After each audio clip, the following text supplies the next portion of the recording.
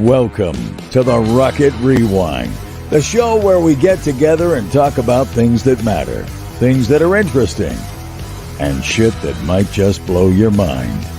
Yeah, they're our opinions, and you don't have to like them. We might not like yours either, but feel free to share them in the live chat. This is America, where we have free speech, cancel culture, Karens and Darrens, all working together in such super sweet harmony. Yeah, right.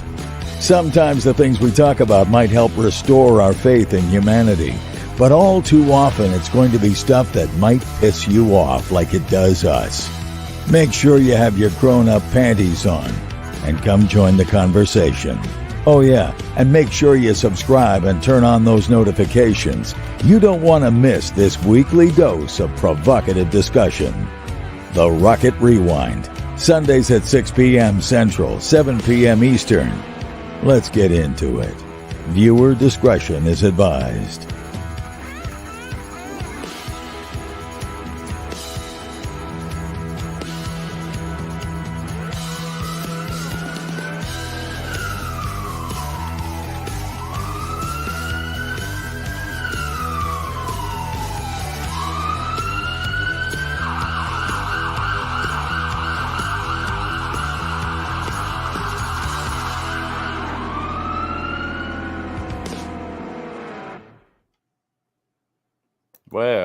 Well, hot damn. Hello, everybody. What is up? How you doing? Oh, I'm just living that dream, I guess let me run through the chat real quick while it's still on the screen here. Let's see. I got Taylor Ray. What's up, Taylor? Good to see you. Chris Talbert is here. What's up, Chris? Southpaw 73 is here. What it do? Dixie 75 is here. There's Megan D Gaming. We've got Sean Chaslin coming in all the way from New Zealand. Good to see you, brother. There's Steve the Bodyman in chat, everybody, and he's over here too, as you can see. Let's see. We got Michael Tinkley. What's up, Michael? Good to see you. Jay Clark is here. What's up, Jay? Linda K is here. John Wayne is here. Got the Duke in the house. John Wayne, what's up? What's up, Michael? Yeah, we good looking. So we got some new stuff, some new graphics today. You can kind of see in the background here. Let me see. Can I make our layout smaller? I don't think I can. No, I can't. Well, anyway, We've got some new graphics, new background for when we're in between some stuff. What's up, Hoffman? Good to see you. And then we've got our live panel overlay that we'll be using here. Sometimes we'll have the logo up in the corner like that too. So getting a little bit more professional. Anything crazy happening to y'all this week, Steve or Adam? Not really crazy. I try to, avoid all the crazy stuff as best I can because I don't want to get any car accidents. I don't want any problems throughout my week because if I can actually get to the weekend, that's my time. Yeah. So you didn't get arrested or anything like that this weekend? Not yet. Not yet. We're Yeah, we're close. I mean, Yeah, you still got a few hours left in the day. It's still early yet. Yeah. What about you, Adam? How's things been going, man? It's been going pretty good this week. I didn't have really nothing interesting happen. Just got through another week. Yeah. Hallelujah, right? Yeah. Let's see. The Gwent emergency videos. Brooklyn's here. What's up, Brooklyn? Good to see you. Yeah, don't use your phone and drive at the same time. How are you driving a bus anyway? I hope you're talking about on a video game. Holy shit. If they let you drive a bus in real life over there, oh my God. That's crazy.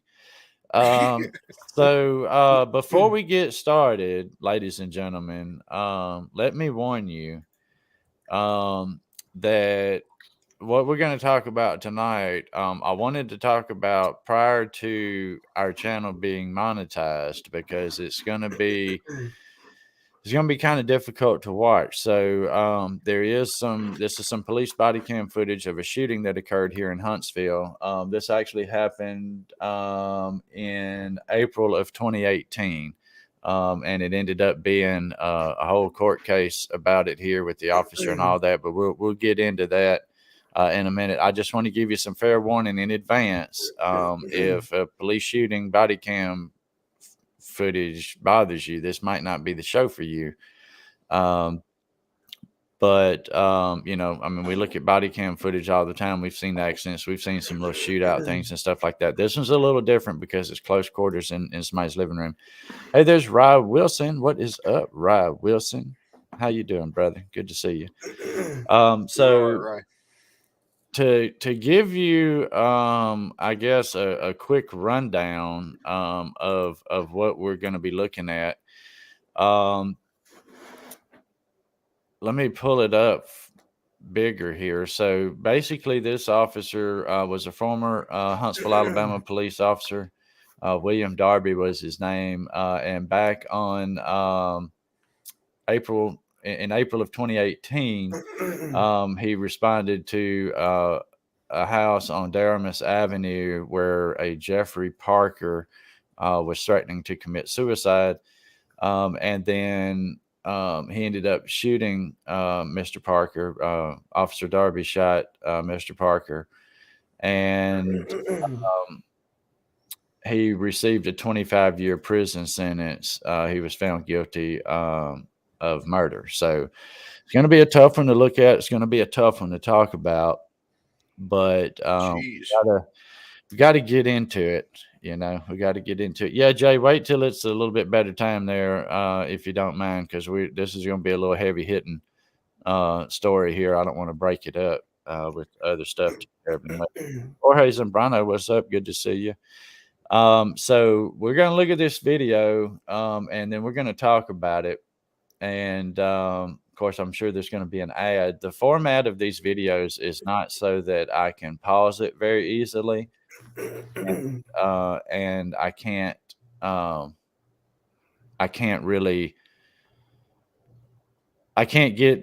pause it and get like a fine scrub like we normally would on YouTube. So we're just going to have to do it the best we can do it. Don Fiander, what's up? Good to see you. So let's pause or mute this ad first, because it's going to be an ad, of course. It always is an ad.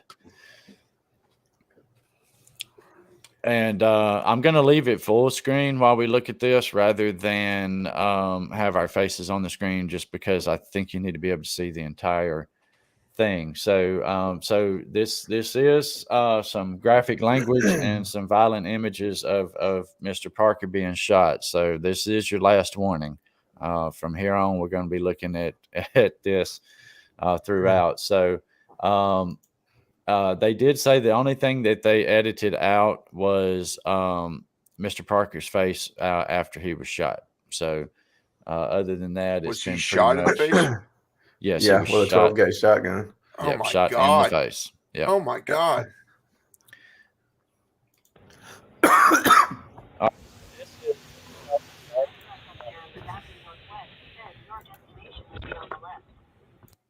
For several calls holding. So this is him pulling up on scene. He immediately goes for a shotgun.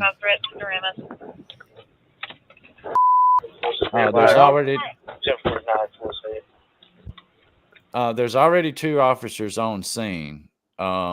It's Officer Peguias and Officer Beckles.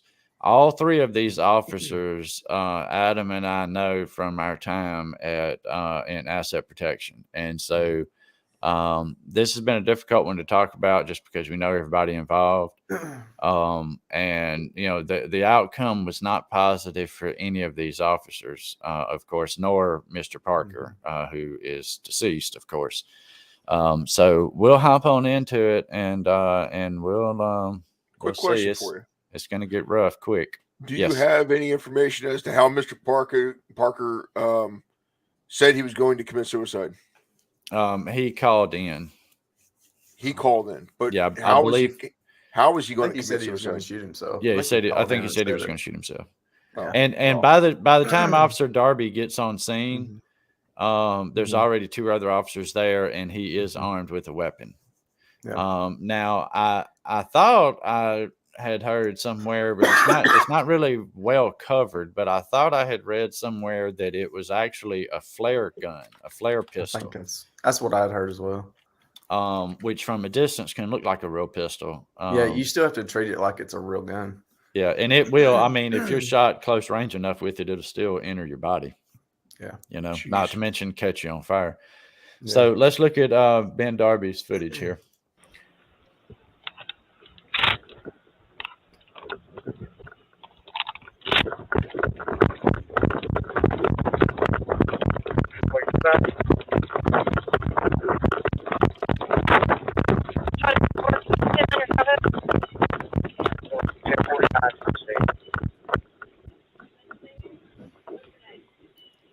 Now that's Officer Beckles right there.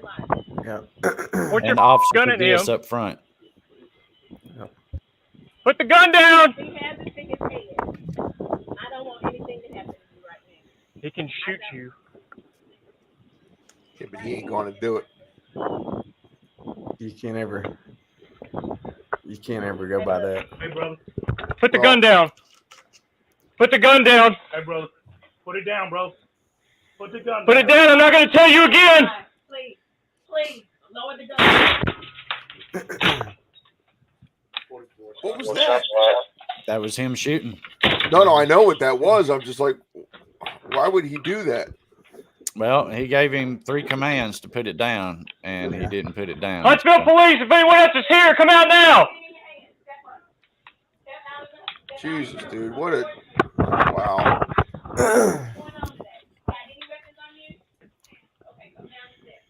Charlie 448, 10 on your front. It might have been 11 seconds, but it sure seemed like a long 11. Shots fired. Really?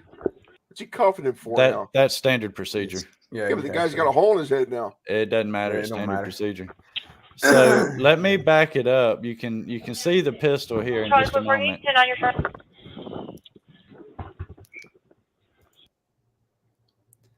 So that is not a standard pistol. That is a flare pistol, but it would probably kill you up at your temple like he had it.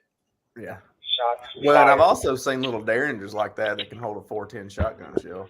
Yeah. And they said you could modify a flare gun to run a In the shotgun shell too. backyard. What's up, Dustin K? Welcome. Charlie 412 offenders. 10-7. Unit 20 copy.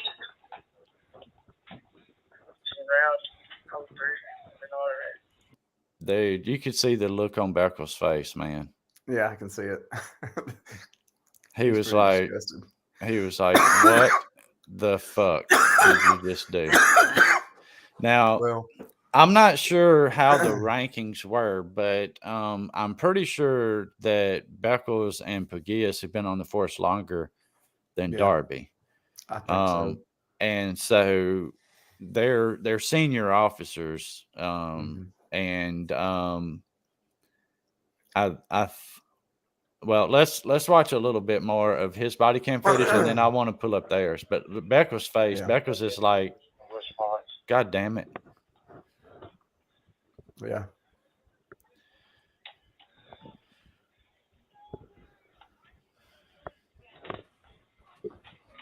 Go ahead and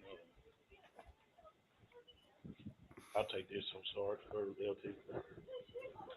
Keep that until we get to. So standard procedure is they're going to take the firearm because the firearm is now part of the investigation.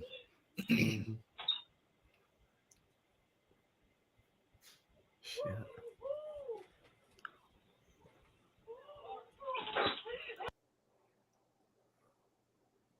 Can you hear a heartbeat in this video? I think I hear a heartbeat in this video. Oh my God. She's asking, is he okay? Hell no, he ain't okay. Unit 20 around. Hey, I'll hand it to him. I'll hand it to him. No. Let me, 10-4. I don't want that. No. I don't want sergeant. I mean, LT. I keep saying sergeant. It's loaded. Yeah. I think the safety's on. Yeah, I'll put it. We need tape. You know. I got crime scene tape in the back of mine, 1795. So, I mean, we're only 5 minutes into the video, and the shooting's already done, and they've got lieutenants and sergeants and everything else showing up. Told him to put the gun down a couple times, and he didn't put it down, and he fired at him. But he's on the couch. He's coming to the house to the right. Who fired the shot? I did. Darby, I have his shotgun. I got it. Okay. I'm about to make it clear. Okay. Or make it safe. All right. Charlie 45. My trunk is open. Okay. Hey, That's my shotgun that I use, LT. that's your shotgun? Okay. All right. Go ahead and notify Cardinal unit, Henry, Cardinal, Henry, and X-ray. All right. So when they talk about a cardinal units are crime scene investigators. The criminal investigation division is going to come in. They have to do a full investigation of shootings. And so there's a lot of procedural stuff that's going to be done here, where, they're going to secure his weapon. They're going to start talking to the other officers, and that kind of thing. Dustin, that's one of the questions that I'm sure they asked about at trial is, instead of, shooting, why don't you do something else? However, when somebody's got a firearm, a taser against a firearm is not normal procedure. Police officers are trained to use a measured amount of force depending on the threat that's facing them. And a firearm, usually use a firearm, a knife, possibly a taser if there's enough distance between you, but you can, in just a matter of seconds, you can close a 25-foot gap with a knife and hurt somebody. So, there's that, plenty of videos on that too about safe distance and reactionary gap is what they call it. And I think it's when 21 feet, somebody can clear 21 feet before somebody trained to draw and fire a firearm can actually draw it and fire it. Yeah. So 21 feet is a pretty good distance to cover. He didn't do any kind of de-escalation though. Fire. Yeah, we're gonna look at Peguias and Beckles here in just a minute. They were trying to de-escalate prior to Officer Darby arriving. So what I'm saying is Darby didn't even try, man. He went from 0 to 100 like that. Yeah. Well, I can't believe it blows my mind. So Linda asked, why didn't he use rubber bullets? I don't know if Huntsville has in a situation where he potentially has deadly force, you wouldn't be using a less lethal. You would be matching that level of force. So a less lethal round or rubber bullet or beanbag round wouldn't even come into play in that scenario. Yeah. You're right, Southpaw. At no point did Mr. Parker point the weapon at any of the officers on scene. And I think that was probably the strongest argument that the prosecution was using in this case, is that there was the potential of a threat. But there hadn't been a threat, and he hadn't, he even told, from what I understand, I think he told officers that he had no intention of harming any officers. He was only wanting to harm himself. So, and you got to look at it like from Darby's standpoint, he's walking into a situation with a guy that has a gun that he doesn't know. The potential of threat is there, and the threat is displayed, the gun in his hand. So you kind of have to weigh everything in split seconds and try to make a good decision. And the guy that has a gun to his head doesn't take it long to get on target with somebody else. Right. And plus, this is 2018, right? Suicide by cop had been a thing for a while. Yeah. And so when an officer arrives on scene for somebody with the firearm, even though they're threatening to kill themselves, there's been plenty of times where they didn't have the guts to shoot themselves, but they did have enough guts to point a gun at the cops. Right. So it's well, that's like Darby was saying before he even went in the house. He can shoot you. Yeah. And she was, and I had to say this. She was standing out of cover, no weapon drawn, completely. Yeah. Out of cover. So. And I'm with you on that. I agree with you on that. I think that the threat assessment and the threat preparation was done incorrectly from the beginning. Officers were in a dangerous situation, but I'm still not sure that I would have shot in that short amount of time. I think if you thought that other officers on scene were out of cover, that's when you suggest to them that they back up, not let me push past you and put my shotgun in this guy's face. Yeah. So I see it from both directions, but then I also can understand how the jury went to the murder conviction.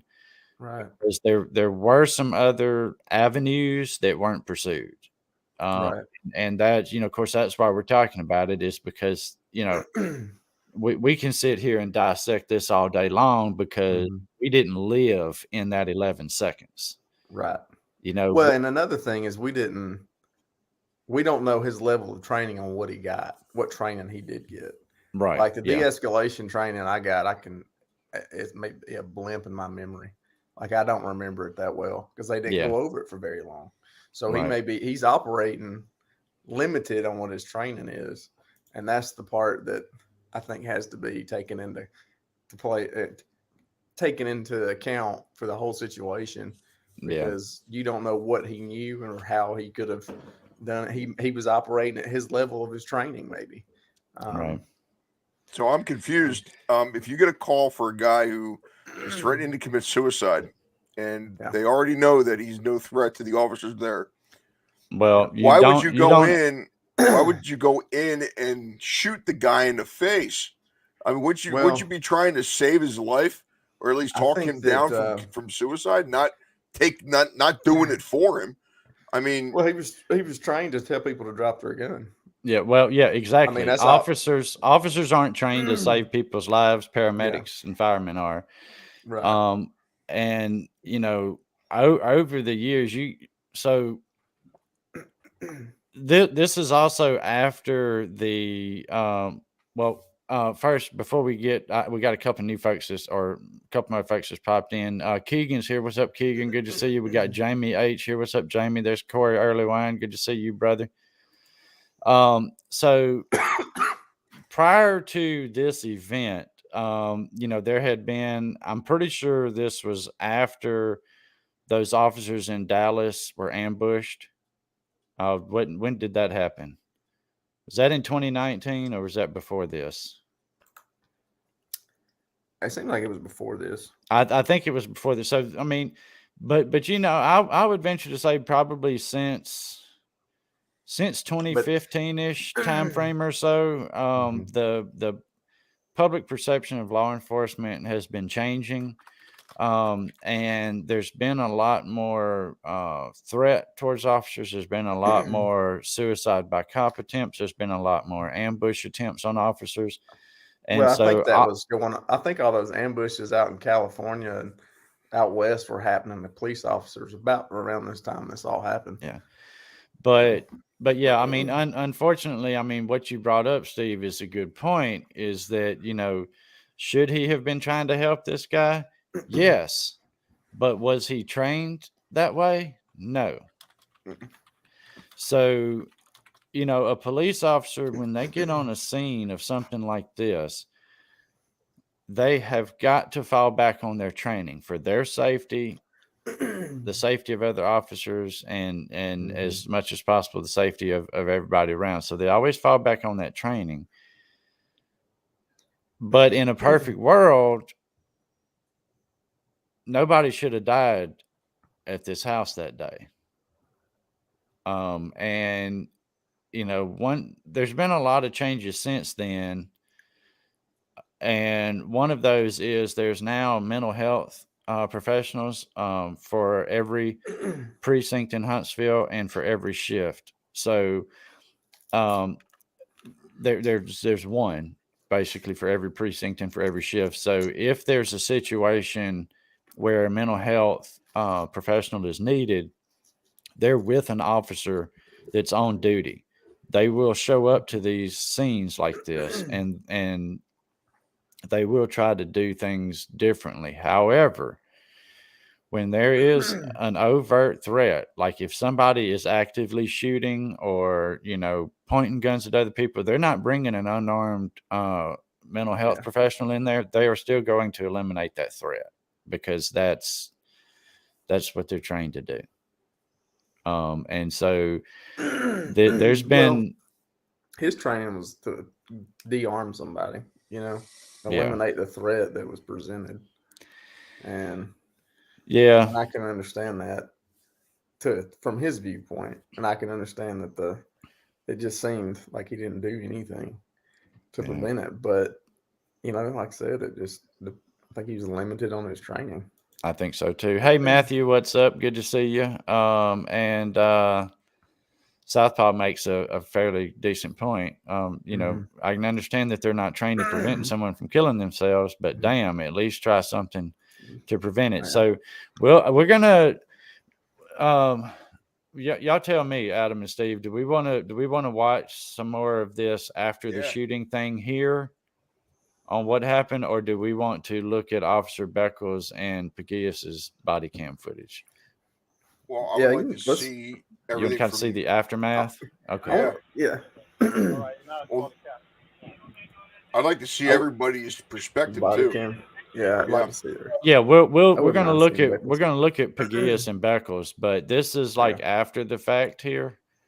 One of the things also that I don't remember ever seeing any information coming out at trial about is he's very, very funny about his bag in his trunk.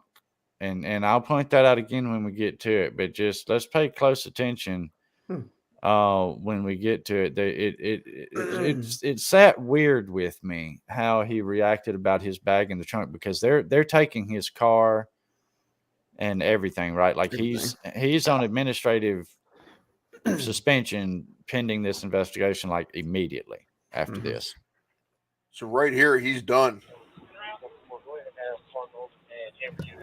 Yeah, right here, he is no longer actively on duty. He's got to participate in, the questions they've got. He's got to, they're going to take that shotgun. All of that is now part of this investigation. Yeah. Wow. He no longer has the Fifth Amendment. He has to give a statement. He cannot plead the Fifth. So there's Beckles. There's Beckles clearing the shotgun to make sure there's no more ammo in it. There's the lieutenant. So basically, it's turn in your badge and your gun. LT, am I good to cut my body camera off now? Leave it on for a minute. Leave that body camera on for a minute. Can I get some water? Yeah, get some water. Dustin, this cop was finally terminated. And I want to, when we get to actually talking about the court case, there was a lot of outrage about how long he was actually on the payroll too. So we'll talk about that too. But yeah, he's been fired and he's actually been sentenced to 25 years in prison. So we'll get to that. And Corey's got a good point there. It's hard to say what you would do if you've never been put in that situation, right? And the right training. That's right. It's, I came close to shooting somebody as law enforcement one time, and just the coming close, still bothers me, even though I never pulled the trigger. But just knowing that I was just, milliseconds away from taking somebody's life. I mean, it would have been, for officer safety reasons, the firearm was being pointed at officers, but, thank God, I didn't have to. It was an officer involved shooting, Matthew. You have to run the video back to look at it. Well, we'll probably see another viewpoint of it here in a minute. Starting around 6409 Doramus Avenue.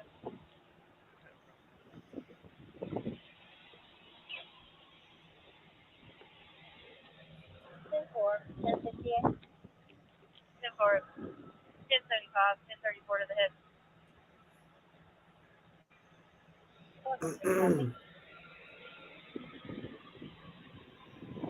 Now, do you know if they do this to every cop who's involved in a shooting? I'm sure Huntsville does. Yeah, they have a procedure. Yeah. Most departments have one. Yeah, they're basically going to be on administrative leave pending an outcome of the investigation on whether the shooting was justified or not. Okay.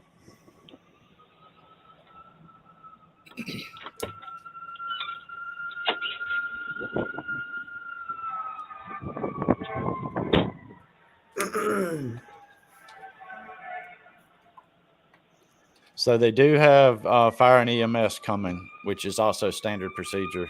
Law enforcement doesn't declare death. That's up to trained medical professionals.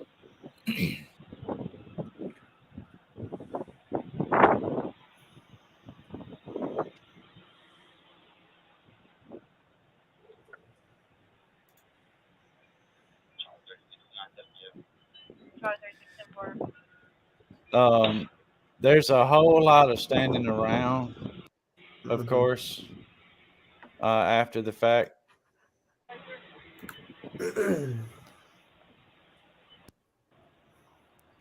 Here's some discussion I think that they're going to have about the vehicle and all that.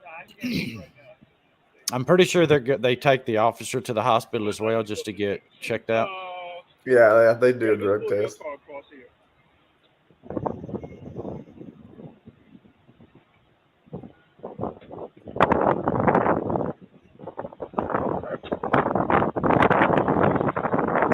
They'll do a blood draw, toxicology kind of test. Yeah. Hey, could you stand by with him for a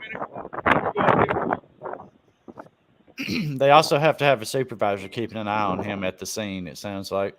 My stuff's on. Wow. Leave it on. What I was told. Well, now they're treating him like the criminal. Fine, man. How are you? Huh? Yeah, the headache from the With adrenaline. a head this ugly, I just got used to the headaches when I was young. You may start getting kind of sick. He's talking about your body's natural reaction to I drank adrenaline. about half a liter when I got back to the car. When I got mine, I got sick. Afterwards, one of the toilets. He said going to the toilet. Yeah, he said when he got involved in his officer-involved shooting, he got physically sick. What's up, Mr. Wizard? Good to see you. 1069 reference shot fired.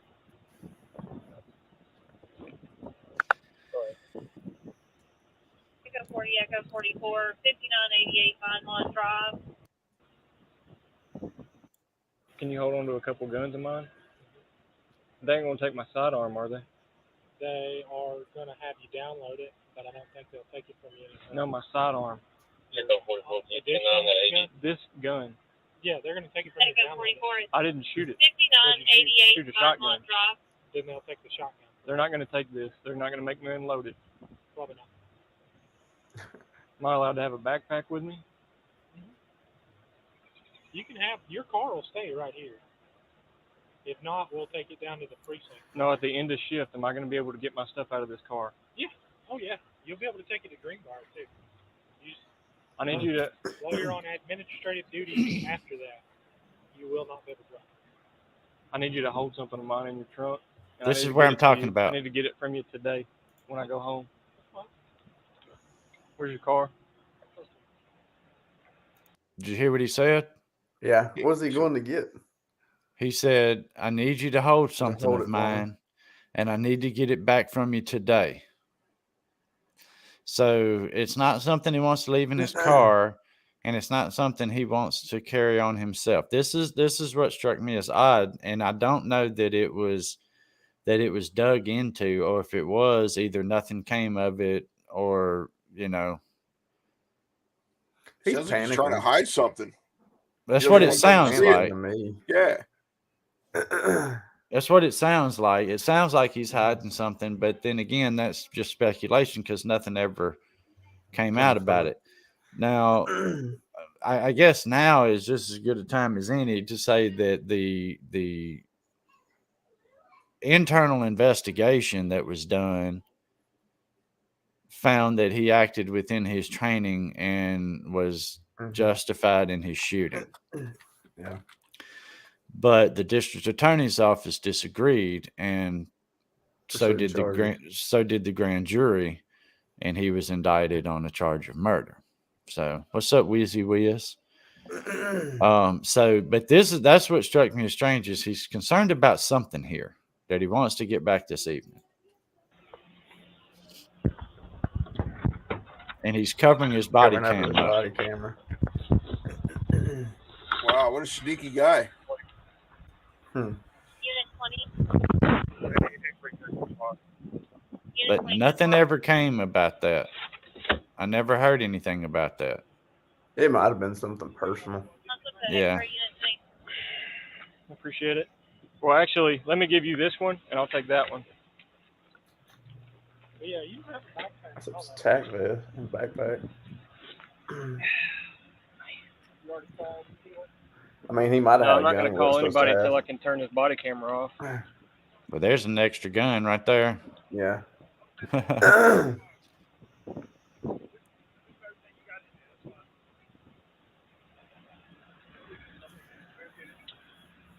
I need some of it to go with me, OT. Okay. He's got two of them. I'll take a backpack, like a small one. Gun.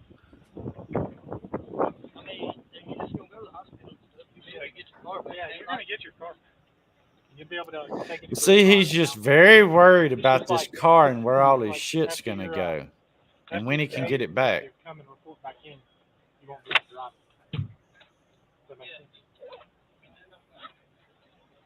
We're not going to miss it.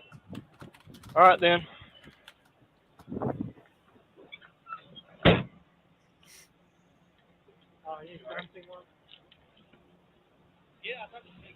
I'd like to talk to you after I get my turned off. But yeah, I'm fine. As it can be. My wife's the only one that thinks I'm fine. But. So they're limited on what they're going to say. They're also, unfortunately, they're also trained on this. Limit what you say on Bodycam. Yeah, you don't want to give the district attorney any ammo. Right. So it's, don't. I haven't heard him say anything that's incriminating. Nope, he hasn't. He's only confirmed which weapon he shot, that he did shoot, and which is required. I mean, he can't lie, right? But he doesn't have to volunteer extra information, right. And so it's a big ass mess. Oh, I like that one cop coming up telling him how it's about to go, like how he's about to feel with, a headache from an adrenaline dump, how his body should feel, how he might have diarrhea or be sick. Yeah, vomiting, all possibly. Yeah, well, that's just your body coming down from it. From adrenaline high.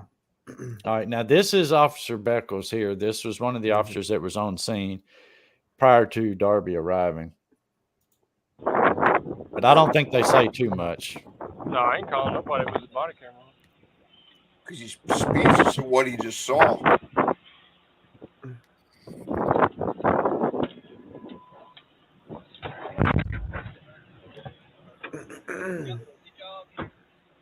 Call your FOP.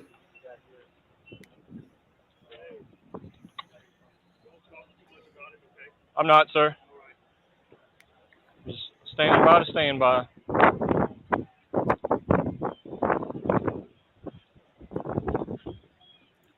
But they're real big on this. Don't say anything with your body cam footage on, with your body cam running. So many things we taken out of context too. Cookie and buckles were inside. Yeah,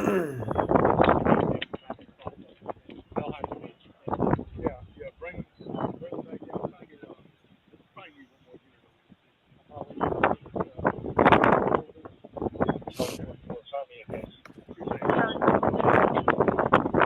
unit. Hey, Silos, what's up, buddy? Good to see you.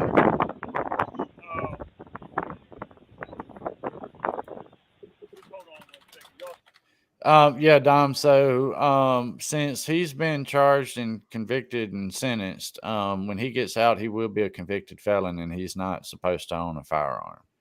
Now, there are ways, I think, to unless he wins his appeal. Yeah, he's got appeals going, of course, right now, but yeah, there's ways, even as a convicted felon, that you can get maybe you can get your conviction expunged or something like that, and then you're able to carry a weapon again. So that's exactly why they do that. Wizard is anything you're saying on that body cam footage is generating evidence for a possible criminal case against you. And any time an officer's involved in a shooting, there's always the potential for a criminal case against them. So they are trained to protect themselves and the department by not saying a whole bunch of shit on their body cam. In a way, I understand that because we as Americans have the Fifth Amendment right against self-incrimination. But at the same time, with it being a government entity and a law enforcement and somebody that has the power to take away my freedom by arresting me, I prefer to see transparency and accountability. But they're human beings in America too, and they shouldn't have to incriminate themselves either. So, they're limited. They're going to limit what they say for sure. So it's mostly just a whole bunch of talking and standing around here. They're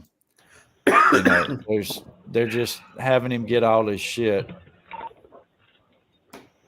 Taylor 412 accidental.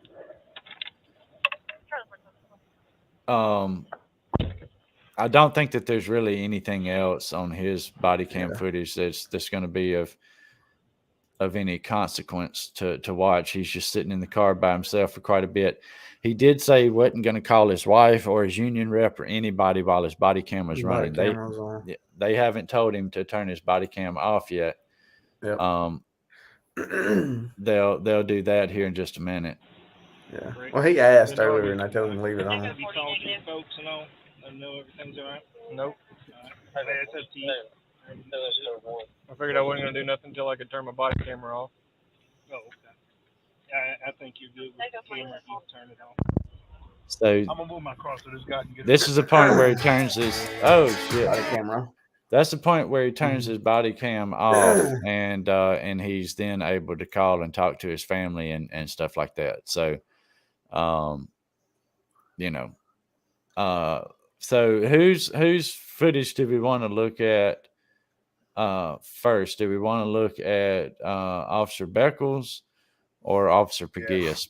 Beckles is the heavy set guy. Yeah, I want to see Beckles. What's that? I wanted to see Beckles too. Yeah, me too. Body cam first. So we got to wait on this ad. Now, I'm getting these videos off of News Channel 19, off of their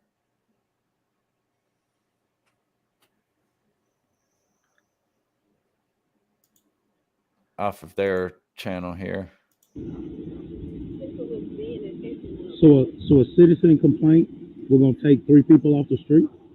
Let me. Okay, I got the audio cut now, or we got past the ad now at least.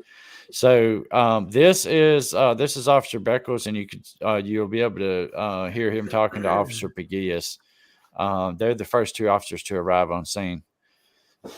CeeLo's saying you look like an older version of Craig. Oh no, don't do that. All right. Huh?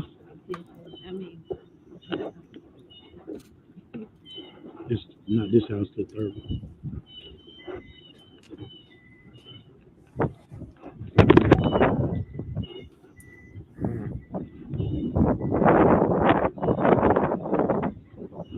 No way to get over there. I'm glad he said that. I was sitting here thinking how bad tactfully this is an approach on a house with somebody that's got a gun.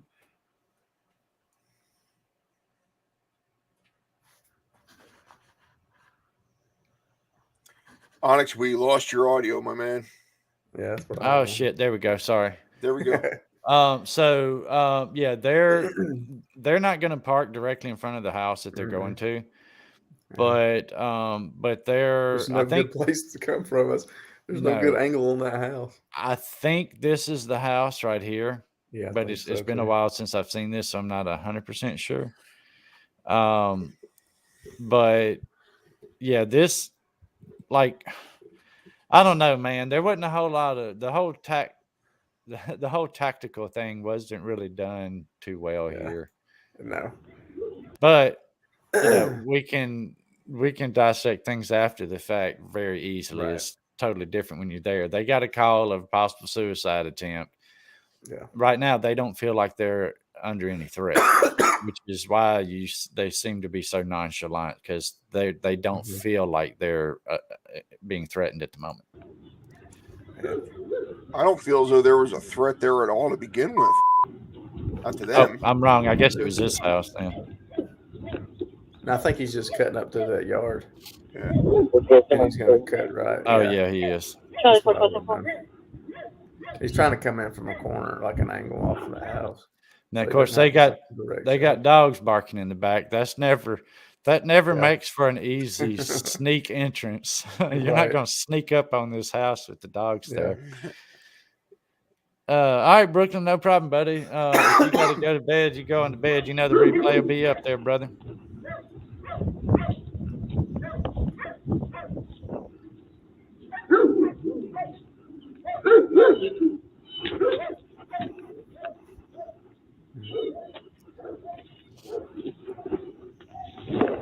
All right, now this is where he's starting to get slightly tactical here, right? He's not walking around wide. He's going to stay close to the house. You say behind the hard cover too, that brick. Yeah.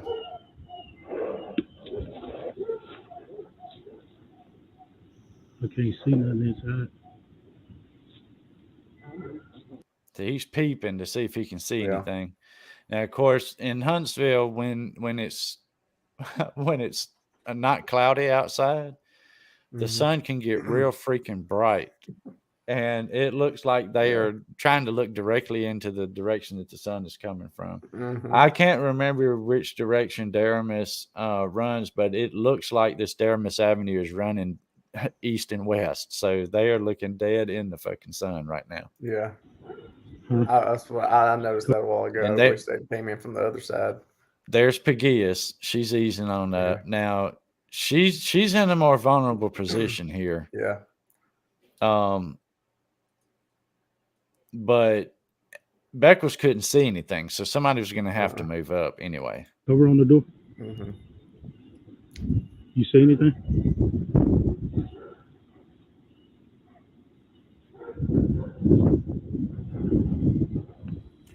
You can't see him, but I'm sure he can see you. Yeah, so you can't really see in here. I think there's blinds and stuff here, so they're not really able to see. But it looks like this door is open. The main door is open. That looks like something hanging on the door. Beckles was trying to see, but I guarantee you couldn't see nothing but the sun bouncing off that window. Well, no, and not just that, but this dude is sitting back this way. So, like, the way this is laid out, I think this is the entire living room. Right? So he's sitting way the fuck back here. On my couch. You can be standing right here and looking, and you're not going to see, because this entryway right that you'll see when they get this door open, there's like a little wall, little partial wall right here, and you're not going to see really that well until you step in. Right. But they're trying to peek and see what's up. Huntsville Police. Huntsville Police. 1018 for several call police. 10-3. All right. So they're calling for a 10-3 right now, which is hold radio transmission, because they're in a situation where they don't need any additional noise or distractions at the moment. Yeah. So that's why they're going 10-3, which is radio silent unless emergency purposes only. Hey, I need you to stand up. You got it done. 10-3, 1075 threat to Doremus. All right. So she's got her gun out right there. Yeah, she's got her gun out. She just told Beckles he's got a gun to his head. Yeah. And dispatch just radioed out 10-3 for the 1075 threat on Doremus. 1075 here in Huntsville is suicide. Suicide. And so it's come out as a possible suicide. At this point, they've the officers on scene have asked for radio silence, so it's they're following protocol. But she also just clarified he had a gun to his head. Yeah, so somebody coming up after that, he's armed. Yeah, she just clarified to Beckles. Now she hasn't radioed that out yet that I know of, right.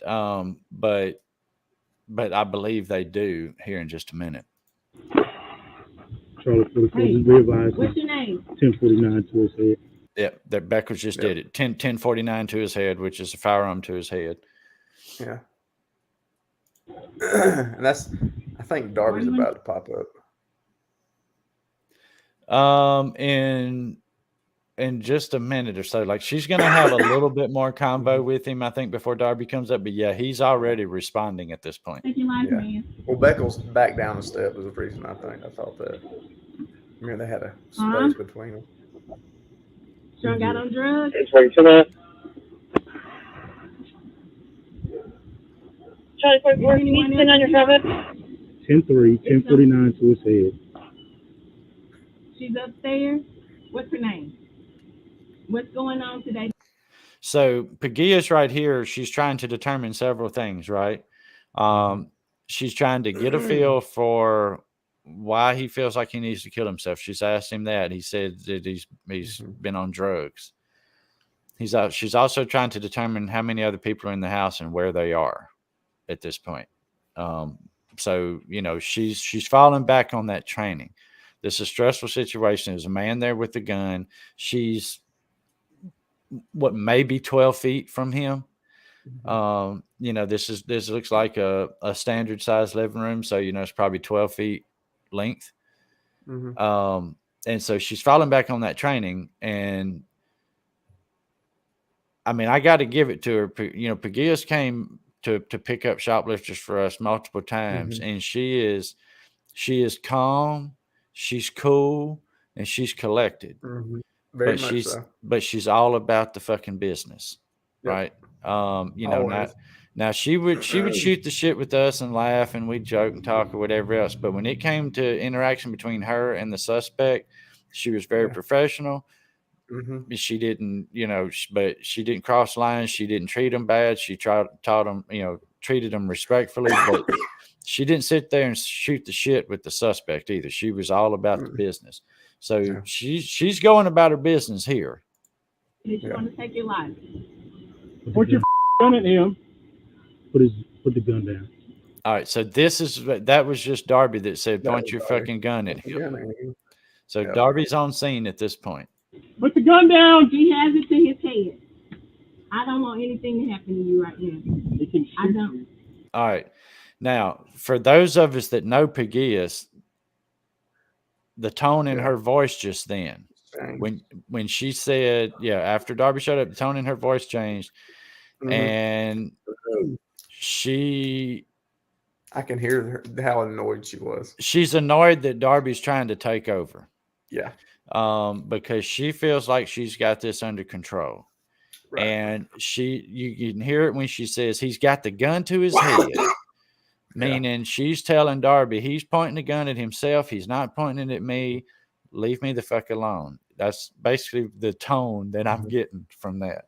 Now, skipping ahead in the whole legal proceeding here, she actually has to testify against Darby. She does testify for the prosecution, and she felt like the shooting was not necessary. And sadly, both her and Beckles are no longer with the Huntsville Police Department. Did they quit because of this? I believe so. This fucked her up. This fucked her up pretty good. Wow, man, that's messed up. Yeah, she was a great officer too, and so was Beckles. I mean, and so was Darby from every interaction we had with him. They all were. They were all great to work with. So, but she's here. Here's where there was a fork in the road, right? Pagias is handling this. Darby gets on scene, and he's amped up a little bit. Yeah. This is where shit went from possibly saving somebody's life and talking him into putting the gun down to somebody gets shot in the face. So I feel like things rushed a little bit from this point. Yeah. But Darby didn't know what had been said prior to him getting there. He just knows that, he just heard that 10-3 traffic. It's got a gun to his head. It's 10-3. He's got a gun to his head. So he's immediately pulling up and he's thinking to himself, okay, there's a potential of firearm use against officers. And she doesn't have her gun out when he gets there. Right. Look at just told her. Look at Steve. Steve is like what the hell? Steve is like, what the fuck? So here's the thing that I don't get. Okay. You show up on scene with a shotgun ready to rock and roll, right? The officers that are already there, they don't have guns drawn, they're in conversation. Why would you push through them with a shotgun and immediately point at the guy who's sitting on the couch not doing much other than hold a flare gun to his own head, and then you pull the trigger and you blow his head off? Why? I can't compute that. I would. His perception. It had to entirely be his perception on what he saw when he walked up. Yeah, he walked up. She didn't have her gun out. She's standing in an open tunnel for the guy. I mean, so you can at least smart enough to stay out of the doorway. Yeah, you can see right here. I mean, she is standing in this dude's living room. She is not behind cover at all. Let me get it full screen here. So she is not behind cover at all.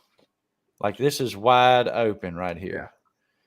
And he's sitting, down here on this wall back here. There's some little furniture in between here, but there is nothing protecting her, right? In my opinion, this entrance, now that there's 3 officers on scene, this entrance needed to be adjusted. Yeah. But I can also understand why they didn't, because I never paid attention to the fact that there was dogs in the backyard. I heard the dogs barking, but I never really looked until watching the video this time. But tactically, if I was coming on scene, I would have wanted somebody to come in the back door. Once you can see that there's no protection here, this officer needs to be stepped back more over here. They all need to back talking. out. Yeah, and they need to back out and regroup it. She needs to keep that open line of communication. Keep them talking. Yeah, but they need to back out and get in cover. He hasn't yelled at her or threatened her or said anything. He's not being loud with her. So she's getting somewhere. Yeah. But I feel like instead of 3 officers crammed up on this door, somebody needed to be coming around, right, to come in the back door if possible. Like I said, I don't know about the dog. Well, he also said there was another person inside the house, I think a female. Right. When she asked him that, they need to be trying to and I don't know where she's at and not. Yeah, I don't know if I couldn't hear if he told her where she was. I think she did. I think he did. I think she said she was upstairs. Yeah. That's where she is, but I didn't hear it, my hard hearing. HPD, this is Huntsville, Alabama Police Department. Stacy, welcome to the stream, by the way. This is a shooting from back in 2018 where the officer was found guilty of murder in August. I think it was August of 2021 when it came about. But anyway, so let's listen. This is where the fork in the road goes the opposite direction than where I think it could have went. She's right here in front of me. Hey, look. Hey, brother. Put the gun down. Put the gun down. Hey, brother. Put it down, bro. Put the gun down. Put it down. I'm not going to kill you again. Please, lower the gun. What the heck, Steve? 44 shots fired.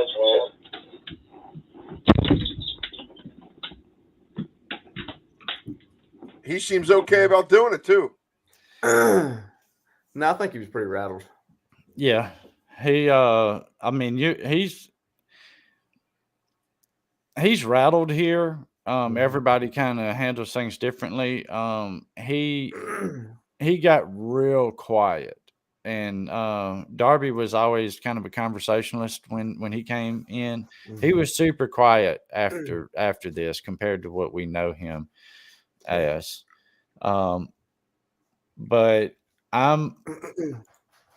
so, you know, again, I've got mixed feelings here, right? I can understand viewing this guy holding a gun as a threat to the other officers that were standing there. I can get that part. And I can get the part of, you know, if you felt like it was a threat, sometimes an officer has to shoot when the person has been told multiple times to put the gun down.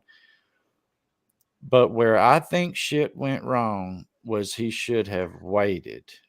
He should have let Pegues continue to de-escalate. They should have backed out. They should have regrouped. They should have talked for a second, because here's why. At the moment, he hadn't pointed a gun at any officers. The only threat he had made was to himself. Okay. Yeah. Officers back out. I'm not saying walk out in the front yard and mill around and turn your back on the guy with the gun, of course, but I'm talking about, instead of 3 officers piled up, let's fan out a little bit and let's talk lowly about what we're seeing and what our next move is going to be. Let's don't charge past 2 other officers with a shotgun and shoot somebody in the face. And I think that's what got Darby convicted, was that the other 2 were in the way. Well, that they didn't perceive it as a threat, and he was the last one on scene. He perceives it as a threat. He pushes past them and he shoots the guy. Well, I think what should have been pointed out more was that the guy with the gun is a threat, and that they didn't really respond to a guy with a gun appropriately.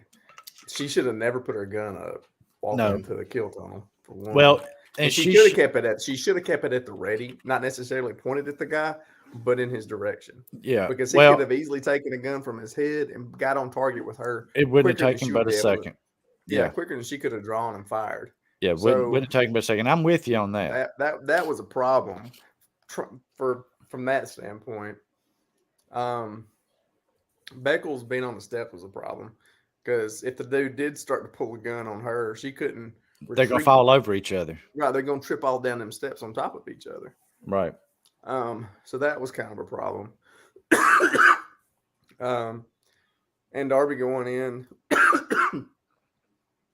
like Mr. Know-It-All, was a problem. Yeah, this whole thing was fucked up. Yeah, I mean, I don't like how any of it went. I just don't think any of it was criminal. Well, and the reason I say that is because the guy still had a gun. Like, you can never not be a danger or perceived as a threat, especially to someone's life, if you've got a gun, period. Even if it's pointed at your own head.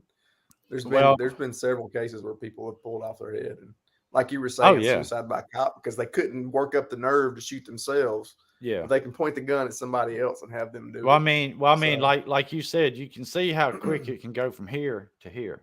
Right.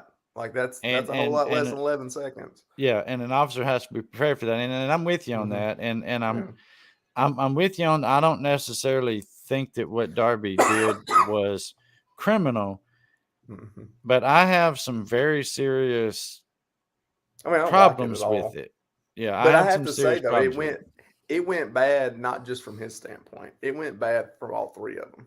Right. In my opinion. And I loved all 3 of these folks. I think me too. In this situation, they all 3 screwed up. And I think Pegues with her demeanor, I completely agree. I think the way she is the best for de-escalating that situation. She would have gotten this guy if given a little more time. She would have gotten this guy to put that gun down, and he would have got the help that he needed. And that, Adam, is where that's where I have some blame, sadly, because I liked him for Darby. Right. Darby should have known her better than we knew her, and should have had enough trust in her ability as we do that she could have talked to. Maybe he did, and we just don't see what he saw. You know what I mean? Maybe, but because she did put her gun up. She did. That was dangerous. That's a terrible, like. That's tactically one of the worst things you could do in that situation. I know she's trying to build trust, and I get that when she was doing that. But she's also a left-handed shooter. She would have had the best angle out of the three of them too. Yeah, coming around that door corner, frame, coming on that right-hand corner. Yeah. So now if you look here, you can kind of see. So they've come in the door. This is where he was sitting. So it's kind of sunken in back there. Yeah. So you're not going to see much, and he's sitting right here.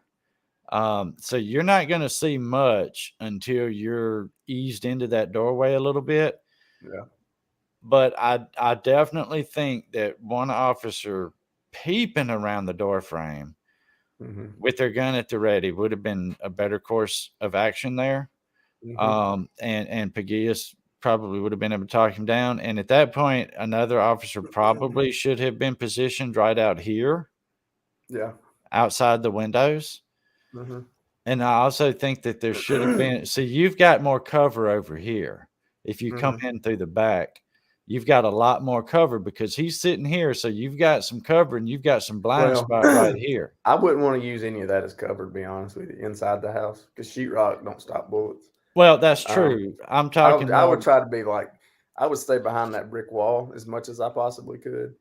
Yeah. And then coming in that back entrance, like you were talking about, that would have been a better tactical angle. Yeah, and then there's a staircase right here. The best way they could, and that's probably where the other person in the house was. Yeah, but they should have just backed out and took their time. That would have been the best thing there. They should have all just backed out. I think administratively and waited. Yeah, I think administratively, and training wise, I think this was a clusterfuck. Oh yeah, to say the least. Yeah. Well, I mean, it shows their training where it needed to be improved, and I'm sure they made. And it has been since. There's been a lot of changes since then. Hey, Nicholas, what's going on?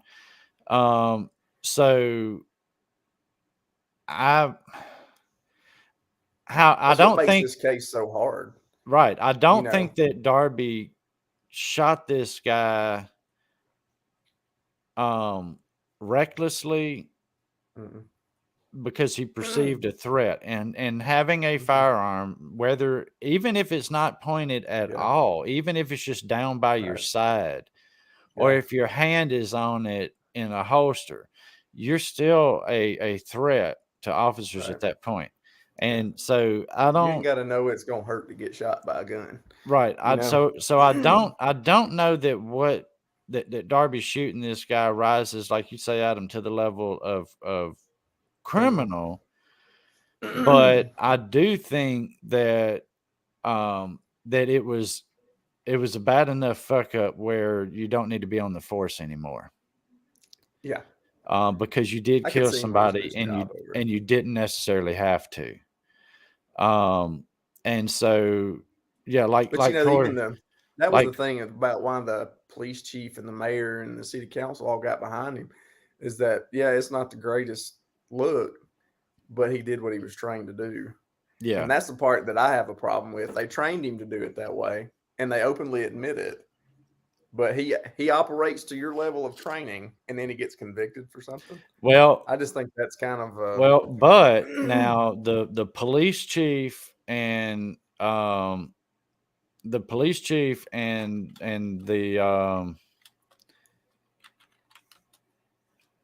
the department basically they backed Darby, and they actually spent at least $125,000 on his defense. You know, so they felt like there was not. So Corey's got a good point here. It sucks they had to lose 3 officers and another man's life to see what they needed to improve in their training. That's not a perfect world. That's for sure. Right. That's right. Well, and not only that, you got to look at the time frame there. In 2018, it was right after Michael Brown that was killed. And then people started shitting on cops.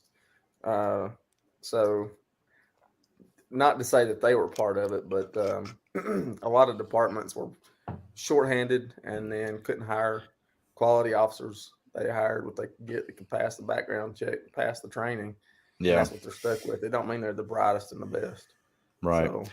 So Stacy says, I got nothing on this. It seemed like the other 2 had it under control, and then I don't want to say trigger happy, but for some reason the other guy shot.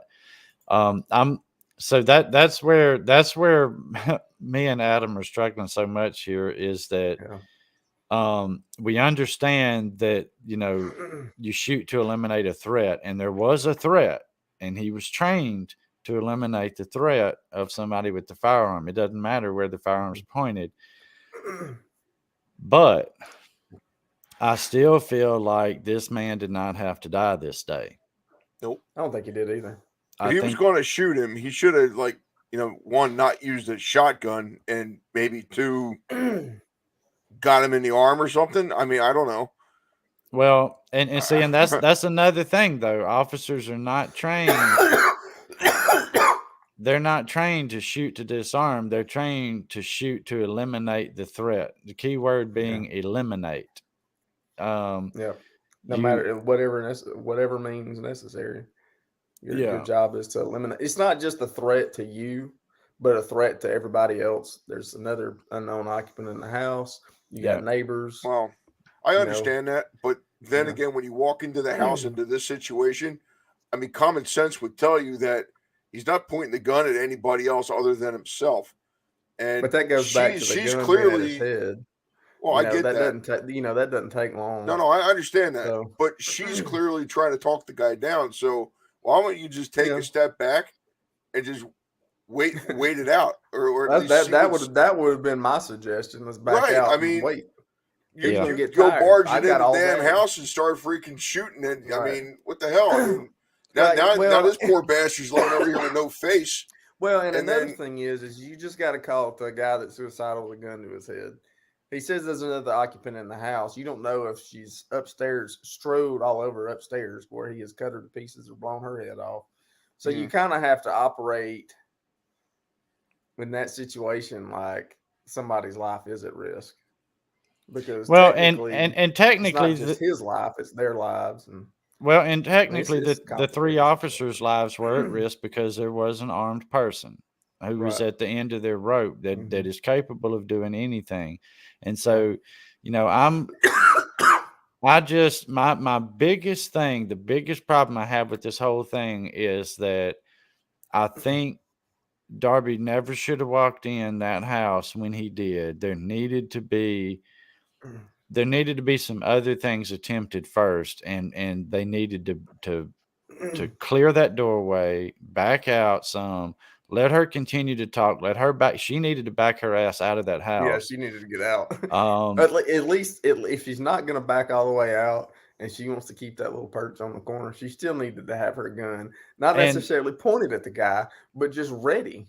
Because if that was a real gun and he came up and he wanted to do business with her with that gun, he would have an advantage on her. There's no way she could draw her gun and fire at him before he could hit her. And I think that was Officer Darby's argument in his criminal trial, was that there was a threat.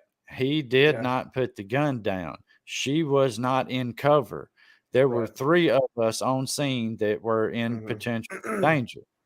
And so he fell back on his training. And so, you know, I'm with you on, I don't think it rose to the level of criminal in that I don't think he had the intention of going to a suicidal call and killing a guy. No, you know what I mean? I don't think that was his intent.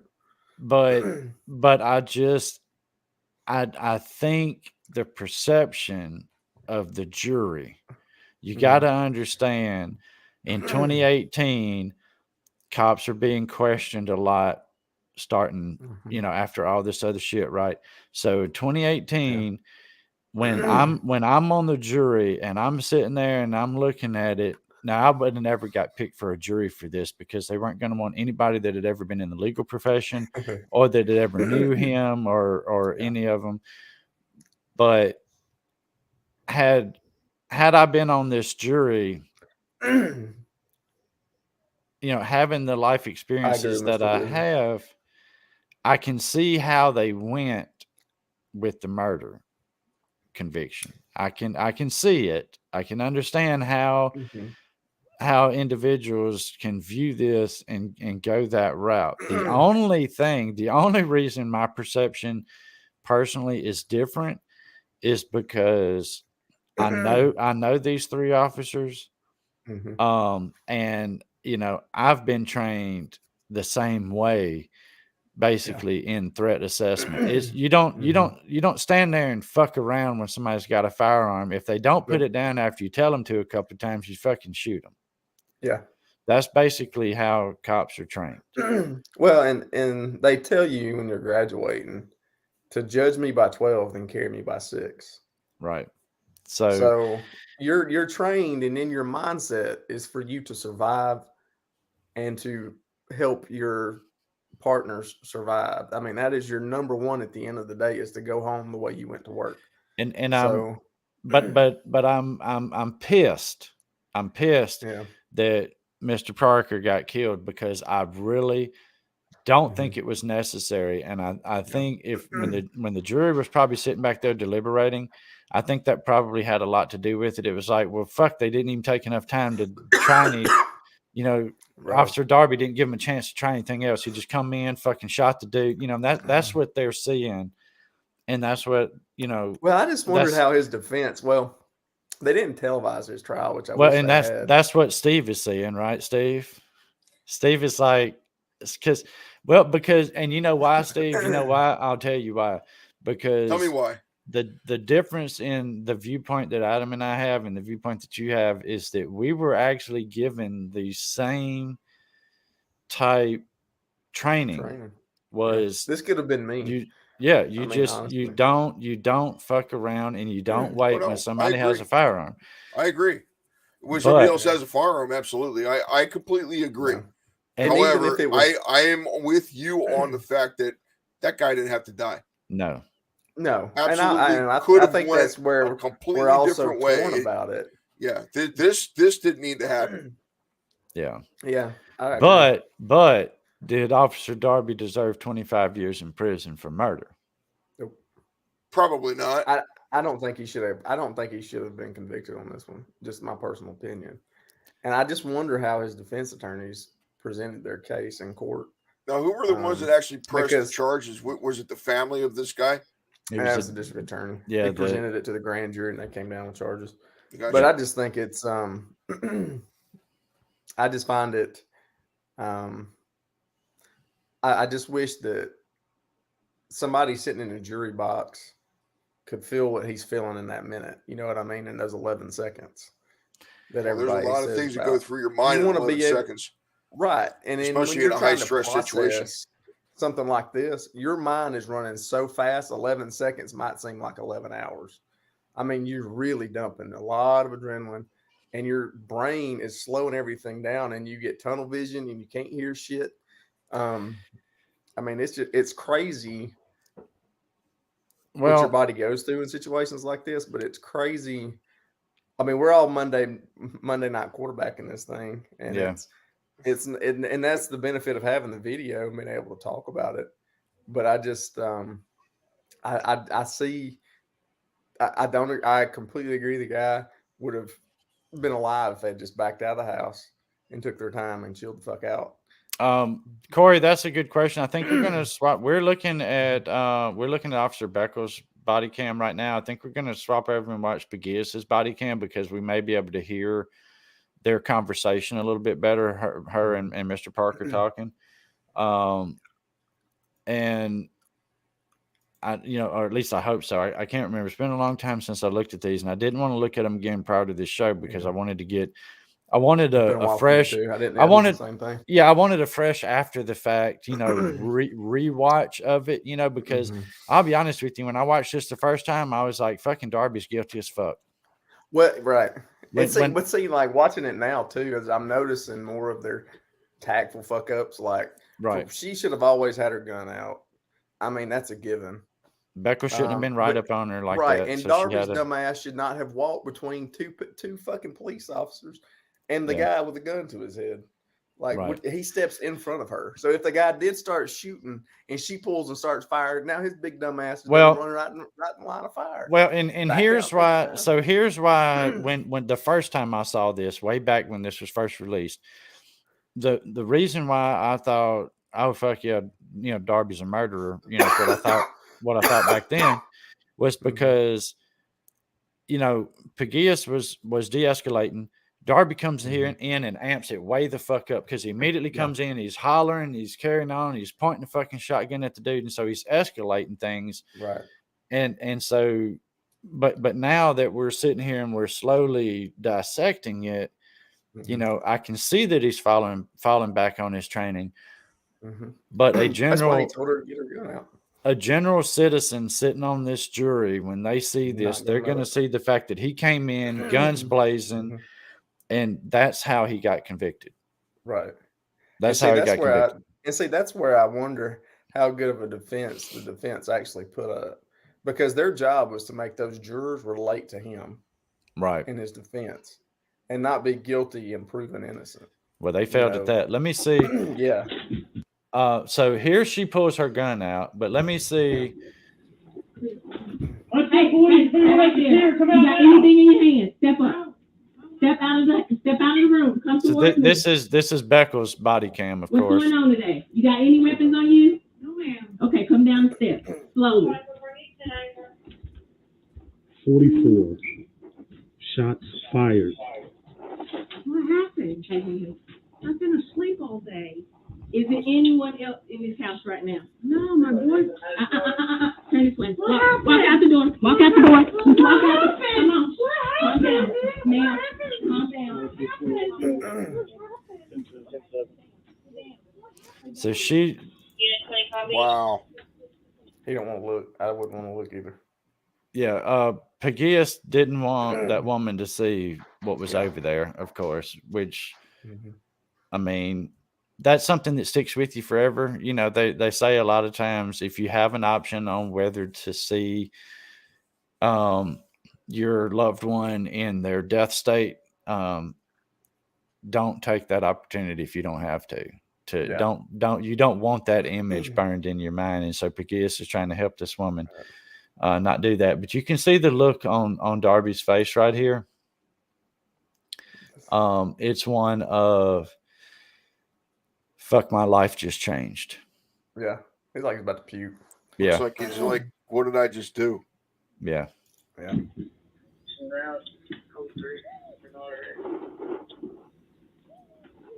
Have Himsy respond.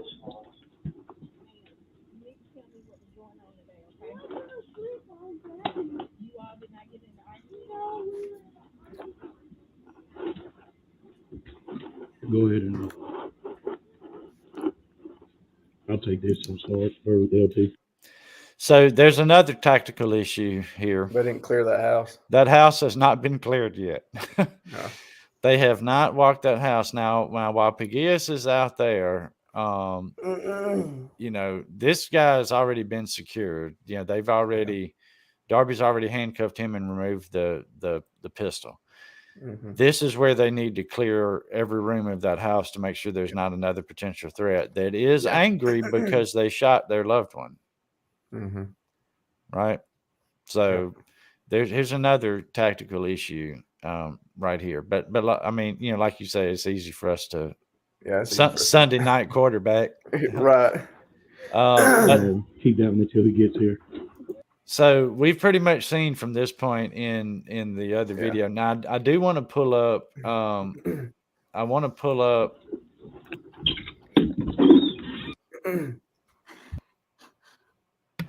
I do want to look at Pagias's body cam because I think we might be able to hear the conversation between her and Mr. Parker a little bit better. Yeah. We got to let this ad get past though. Yeah, I started seeing a lot of things that I didn't notice the first times I've watched this video. Yeah, it is one of those. I'll post the link, Steve, in Discord so you can check it out and go back and watch it and because I've watched this a lot of times. Yeah, I just I hadn't watched it in about a year. I don't think I've watched it since they released them. I watched them after they released them, and then that was it. Oh, damn. So Stacy said he found his friend's dad, had to check on a friend who thought was alive after an accident with a tow call, and turned out he'd passed. It does. It takes a toll, man. One of the roughest things I ever saw, there's two things that stick with me real hard as far as death scenes that I was at when I was in law enforcement. I was only in law enforcement for about a year and a half or so before I realized that I could make better money, not as a deputy sheriff and not get shot at. But one was a traffic accident that involved two teenagers that were running from the cops because they had run away from home and they ran through a roadblock. Pursuit started. Kids wrecked out, both of them dead. Teenage boy and girl, boyfriend and girlfriend. The window, there's glass shattered everywhere. The car was upside down. I was the smallest little fucker, so I got to crawl in the back and check pulse, and they were dead. A teenage boy and a teenage girl were dead, and that was the first time I'd ever gotten that close to a dead body when I was working with the sheriff's department, and had to, in a professional capacity, had to, take pulse and confirm that we possibly had fatalities in this accident.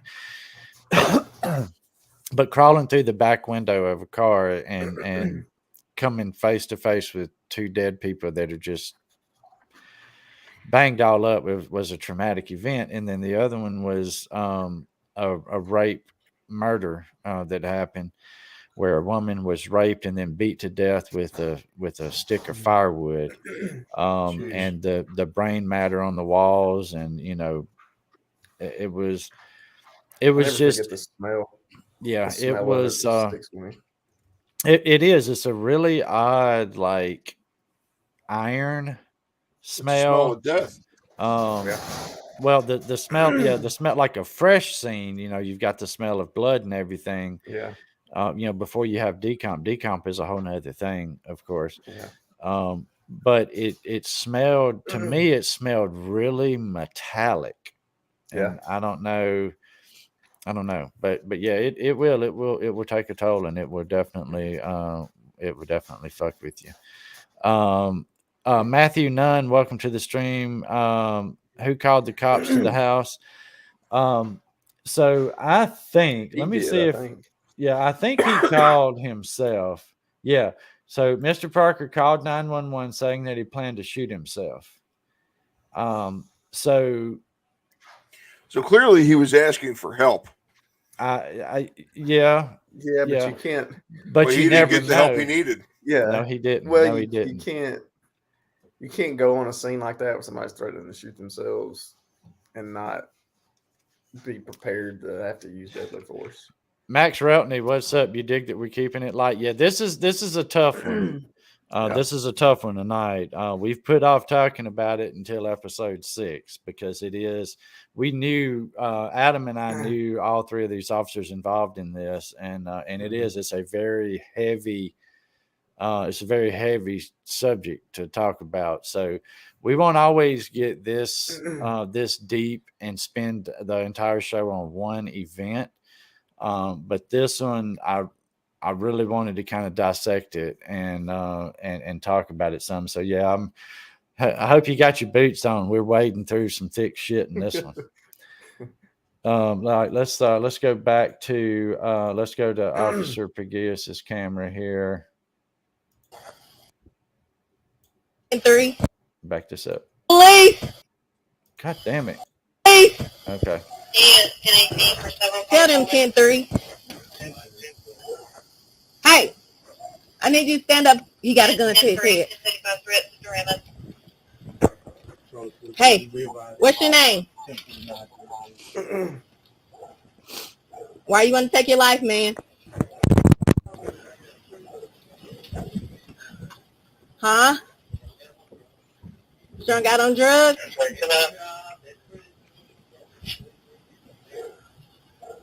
Is anyone else in the house? It's some. She's upstairs. What's her name? What's going on today that you want to take your life? Put your gun at him. Put the gun down. He has it to his head. I don't want anything to happen to you right now. I don't. Listen. So that this again, you can tell when Darby comes on scene, the entire mood dynamic, the entire dynamic and mood changes here. Point your gun at him. Yeah.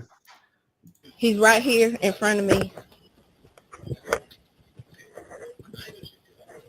Hey, look. He's trying to take over the whole call. Put the gun down. Put the gun down. Hey, brother. Put it down, bro. Put the gun down. We don't want you to take your life. Please. Please, load the gun. What the hell? Wow. I hate how they go in like that. Yeah. Like the way they enter is just fucking horrific. If that guy wanted to hurt somebody, he could have hurt all three of them. Yeah, I mean, like I said, I mean, it is easy for us to dissect it after the fact, but I really, no matter how many times I watch this, I always come back to, I really think Peguias had it under control, verbally and de-escalation wise, and that Mr. Parker did not have to die on this day. Yeah. So here's what I'm thinking. He obviously called the police because he was asking for help. Mm-hmm. If he was going to hurt himself, he would have done it without calling, or after he called on the way there, or because it's like you're thinking about it, but you didn't do it. You know, that goes back to the suicide by cop. He may not have the nerve to shoot himself. Right. Yeah. You know, that's why they call a ton of cops out there and point guns and throw knives at well, and then too, now there's another thing to think about, right? How many times have houses been swatted? Right. You hear about these folks playing video games and all of a sudden the SWAT team showing up at their house because the call that came in was that somebody was being held hostage or somebody had been killed or whatever. So, you know, when an happened officer to me once. Did it? It happened to me once. Oh, well, I swear to God, that happened to me once. Oh my God. I got to tell you this real quick. Wait. Go ahead. Save it. I almost think we need a whole show on swatting. So you might end up having to tell this again, but basically to finish my thought up so we can get to that is these officers, when they got on scene at first, until they started interacting with this guy, they did not know if it was even a suicide attempt or if it was an ambush attempt on them, or if it was a swatting incident, or if it was a fake call, or if it was even the right fucking address, because sometimes people give the wrong addresses. So there's a whole lot of what ifs and variables going on here. And so I can understand how when Darby got on scene, he was amped up, but I just really think Peguias could have talked this guy down. No, I completely agree. I agree with you. But I agree with him to a degree where you're walking up on a scene and a guy's got a gun to his head and your partner is standing there with her gun holstered and standing in the kill zone. Yeah, exactly. And wanting to step in between that. I completely understand that. So, and like Matthew said something about he shot him for no reason. No, he definitely had a reason to shoot him. The guy had a gun to his head. Yeah, but wasn't she trying to do negotiations or something at that point? You know, well, woulda, coulda, shoulda, yeah. Right. I mean, I'm not there to say. I'm just from the training I had, I'd have never done that. I would have stood at that door behind that brick wall as much as I could and tried to talk to the guy. Right. But I would have had my gun out. Yeah. Absolutely. I agree with you on that 100%. It had been in his direction too. Yeah. It had been. It might not have been pointed at his face, but it had been pointed at his direction. So, Steve, tell us about your swatting. Well, you got swatted one time. I can't say it was actually swatting. I was over at my buddy's house. I was out in Colorado, and I feel like you clickbaited me. What's that? I feel like you clickbaited me. You said you got swatted, and then you said you wouldn't call it swatting. Kind of on the same terms as that. So I was over at my buddy's house, and he had just gotten GTA 5, and it was when it first came out, and we were down in the basement. We were carrying on, and apparently there was a situation in his neighborhood where the Lakewood Police Department was going door to door looking for a fugitive, and they had come to the front door, and his parents answered the phone. And they heard us downstairs in the basement play this video game. What we were doing at the moment in the game is we were stealing cars and shooting the police and everything else. And next thing you know, we like a group of these cops came down the stairs. And just before they done that, I shouted, "Shoot the bitch!" And it was funny because they had come down, the stairs and with the guns drawn and everything. And I'm like, what the hell? I did a double take. I'm like, how the hell did you get here? It was the funniest damn thing ever. Cause they came over to ask us what we're doing. I'm like, well, we're actually playing GTA and we're in a shootout with the police right now. And all the cops just cracked up laughing. It was the funniest thing that, I'm pretty sure the moment they heard you yell out, "Shoot that bitch," I'm sure they almost peed just a little bit, and their hands probably went to their firearms. It was epic, man. They came down the stairs and they had guns drawn. I'm like, whoa, we're playing. I got like a video. I got a controller in my hand. I'm like, whoa, hold on, wait. Oh God, yeah. It was something to remember. Oh shit, I bet. So I mean, we've kind of looked at this from multiple angles here, and we've kind of talked about it, as far as the video goes. Let me get back. Let me get back to the actual article, right? So hold on just a second. Let me address Matthew for just a second. Yeah. Okay. Yeah. You don't. For a gun to be a threat doesn't mean it has to be pointed at you. Yeah. If it's out of the holster in somebody's hand, they have a major advantage to shooting you. And I wish that somebody would do this exact scenario in one of those scenario training videos where they have the shoot or don't shoot, because I guarantee you 90 to 99% of the people would probably shoot in this scenario. Because I think the reason, Adam, so many people see this as an unjustified shoot is just that the fact that it was not escalated until Darby came through the door with the shotgun. And but like you said, the problem started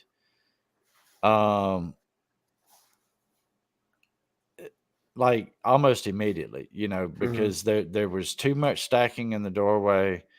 There wasn't enough threat assessment or threat preparation. Pagea should have had her gun out. She should have had it at low ready.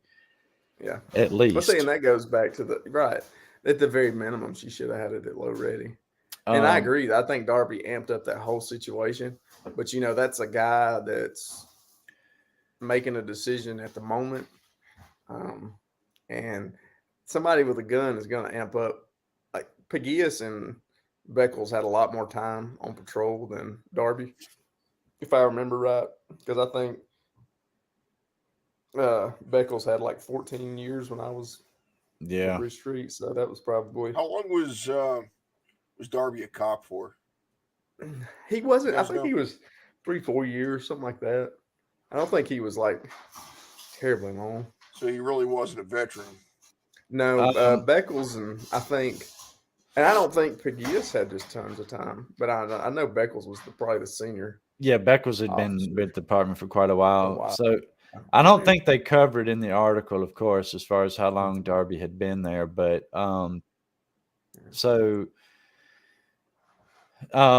this is where the jury really I think this is where they really stuck on it real hard. The video shows that Darby was in the house roughly 11 seconds before he shot, and he testified that he acted to protect himself and Peguias, who he said was not behind cover and was vulnerable if Parker had turned the gun on her, because like Adam was saying, it just takes a split second from that gun to go from his head to pointing at the officer's direction.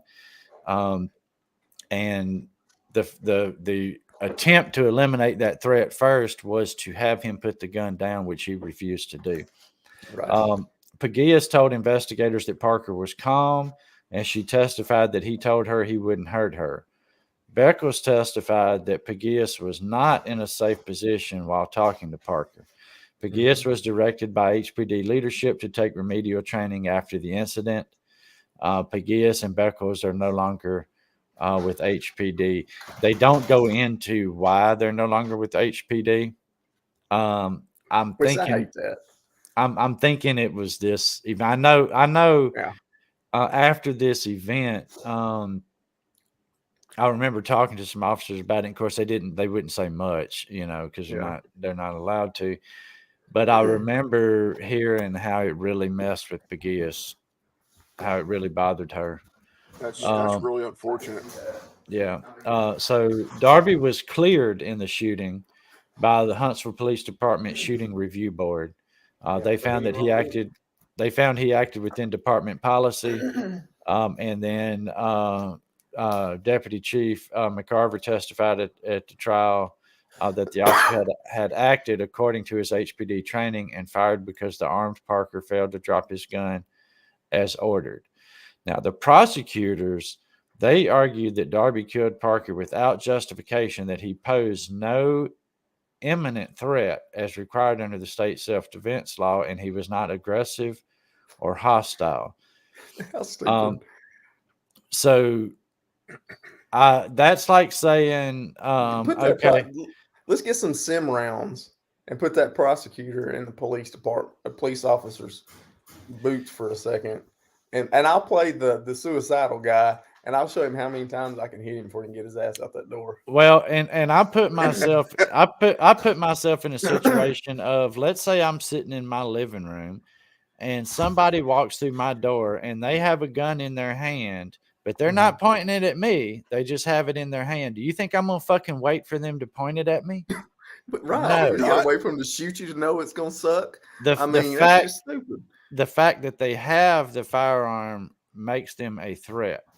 At that moment, I'm in imminent fear of bodily harm, or I'm in fear of imminent bodily harm. That is justifiable stand your ground shooting. Yeah. There's been citizens cleared for less than this. Yeah. Shootings. Yeah. That's my, like, I understand he did things wrong. There's no excuses for it. The Huntsville PD needs to do better in their training, clearly, because I can pick that video apart all day long, but I just do not see him or see this case rising to a conviction. Well, and I think it did, but it shouldn't have. Yeah. So if that's the case, and you feel as though that he shouldn't have been prosecuted for this, is there a way that he could? I guess amend is the wrong word, but can he file for another trial? He has appealed. He has appealed. He has an appeal in progress. Appeal. Yeah. He's appealing his conviction. Trial yet. I think he should get one though. So there was a whole bunch of hoopla and controversy too, because the mayor, Tommy Battle, and at the time, Mark McMurray, the police chief, were backing him up, backing Darby up. And the Huntsville City Council agreed to pay up to $125,000 for his defense. And they did. They spent at least that, but they're not releasing much more info. on how much exactly was spent. They said that falls under attorney-client privilege. But the news media had to file motions and stuff with the court to get the judge to order to release this body cam footage because Huntsville Police Department did not want to release the footage. They said that it was non-public, privileged law enforcement records. And see, this is where the open records law in Alabama that y'all heard me bitch about before. This is where this is how this kind of shit happens. Yeah, this is where it got challenged right here. This one, the local judge agreed. Judge Donna Pace, I think it was, agreed and had the video released. But this has been to the Supreme Court in Alabama from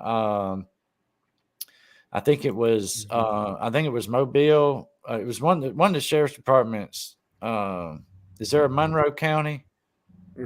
I'm wanting to say maybe it was that. Anyway, there is a case that has gone to the Supreme Court of Alabama where the sheriff's department didn't want to release body cam footage, and so the news media filed a lawsuit against them to force them to release it. The district court judge said that it should be released, but then the sheriff's department appealed it to the state Supreme Court.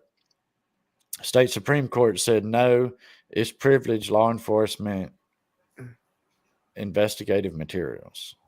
So it's not subject to the open records law. And so unfortunately, there's an Alabama Supreme Court ruling that says law enforcement in the state of Alabama does not have to turn over body camera footage. And I think that's bullshit. I think more times than not, it exonerates police officers. Yeah, I mean, but here's my biggest thing. Law enforcement officers are paid through taxes, which are paid for by the citizens. The body cameras themselves are paid for by taxes from the citizens. The software required, the maintenance fees, all these things that a department has to have for these body cam footage, the storage, the backup, all that stuff is paid for by the public. All of that footage belongs to the public. Now, I understand that there's some things that need to be redacted. You don't need to show, like from this video, for example, you don't need to show somebody's face blown off. Right. You don't need to show personal information where they write personal information. Yeah, somebody's driver's license. There's some things that need to be redacted. And then I feel like maybe during the initial investigation, it does not need to be releasable. But once they've done their initial investigation and they've decided we're pressing charges or we're not pressing charges, at that point, then you release it because you're going to have to give it to the defense anyway. Right. Right. But I don't know. Let me see. That's why I think there should be cameras in classrooms and schools too. Because there ain't no better lesson than watching your kid act a fool in a school, in a classroom. Well, I'll tell you what, they got cameras in Columbine, but but school cameras are specifically not allowed to be released because it's juveniles. But here, let me see if I can. Let me go full screen here for a second and see if I think the lighting may be off. But here is the video recording request form from the Huntsville Police Department. Okay. There you go. It's $50 for the arresting officer's body-worn camera or dash camera. And then for other officers on the same scene, it's $75 per copy, right? Shit. And then you get down here and you look at this shit. I don't think it's going to focus well. But you see that fine print? You see that language right there? Yeah. Let me read what that says. Let me read what that says to you. Right? Are y'all ready for this shit? I do not agree with this at all. By taking possession of the video recording, the requesting party acknowledges and agrees as follows. The video recording is for official court use only. What? No part of the video recording may be reproduced, disseminated, distributed, or transferred. Copying, storing, publishing, or reselling any content without the prior written permission of the Huntsville Police Department is strictly prohibited. The video may contain protected and confidential information. The city of Huntsville shall be held harmless from the release of any protected and or confidential information. Refunds are given after completing refund request form and will be mailed within 7 to 10 days, blah, blah, blah. Now, here's the other part that I want you to see. You see at the bottom down there? You're not going to be able to read it. I'll tell you what it is. You probably won't be able to read that. But there is a white page. There is a yellow page. There is a pink page. And there is an orange page. So the white goes to the prosecutor or internal affairs. The yellow, it says prosecutor. The pink goes to the individual, which would be me if I was requesting it. And the gold goes to the records department. And of course, this is after the bottom down here is all filled out, you know, whether you got whether it's been paid and all that stuff, right? And then when you look at the back of it, it's got like a whole fucking to do on the back. It's got, you know, defense attorney or pro se request proceedings. You can pick it up from the lobby once it's completed. And then the records division would accept payment. The requesting party will keep their designated copy. The requesting party would then return the remaining 2 copies to the prosecutor's inbox. The prosecutor's office will keep their copy. The original will be forwarded to internal affairs by the prosecution's office. And then upon receipt of the completed form, internal affairs will fill the request and return the video to the prosecutor's office. And then the prosecutor's office will contact the reporting party for pickup of the DVD. And then, but here's what you got to get. At the top, right there, defense attorney pro se request in criminal proceedings. So if there's a criminal case against me and I'm going to represent myself, I can get a copy of the video. The only other thing it has is a view only. Right? That means you get no copy. View only. The requesting party will attach this. Only granted indigent cases will be able to order view only video request. So view only means you don't have the money to pay for the DVD, but we're going to let you come and watch it. We just won't give you the DVD. However, if you're not indigent, if you have money and you can pay for it, you got to fucking pay for it. Right. And then there's no process to prove you're indigent and get a copy anyway. Yeah, but it's nowhere on here is there anything about hey, I'm with the news media, I want to get body camera footage. This is Huntsville Police Department's official policy is to only release body camera footage if it's going to be used in a criminal proceeding. And then you can't publish it. So the news media can't even get it, put it on the 5 o'clock news. So that's like a gag already on that video. Right, unless the judge orders the release to the public. If a judge orders the release, then that is your express consent that you can then show it and talk about it. But yeah, I'm with you, Stacy. So we're paying for something we've already paid for. We're paying the salary of the person who's putting this video together. Plus, we're going to pay a fee. I mean, what the fuck does a DVD cost? Like 10 cents, you know, that they're going to put it on? They're not. Yeah. I mean, if you already have somebody that's working in the department that is already, they're already going to be getting this video together for any trials or criminal cases anyway. So it's not like it's a special thing that they're doing. Why are we paying for it again? I don't know. It's double dipping to me. I just don't. I don't like it. I think there needs to be more transparency with the law enforcement in Alabama, and there's just not. But that's a whole argument that you'll hear me mention many times. So, sorry. Oh, I hear. Oh, that was you. Yeah, I was trying to pull up to see the chat. I thought it was feeding back on my end. So that's it. We're at the end of this road today. We've looked at this video. We've talked about the fact that he was found guilty. There is appeals going. I think he should get an appeal. Any passing thoughts? You think he should win on appeal? I think he should, yeah. I mean, when the entire city leadership backs you and says this is what we trained him to do, and he did it to the training that they trained him at, I find that so hard to convict somebody for that. Well, let me be devil's advocate here on that, though, because it's in the city's best interest that no wrongdoing be found, because the city can get sued if there is wrongdoing. If they say he did wrong, they can get sued much easier, right? Yeah.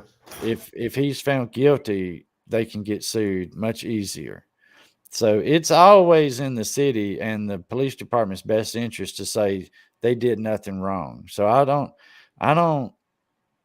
really, what the city thinks and what the internal investigation comes is, I think, is often tainted, unfortunately.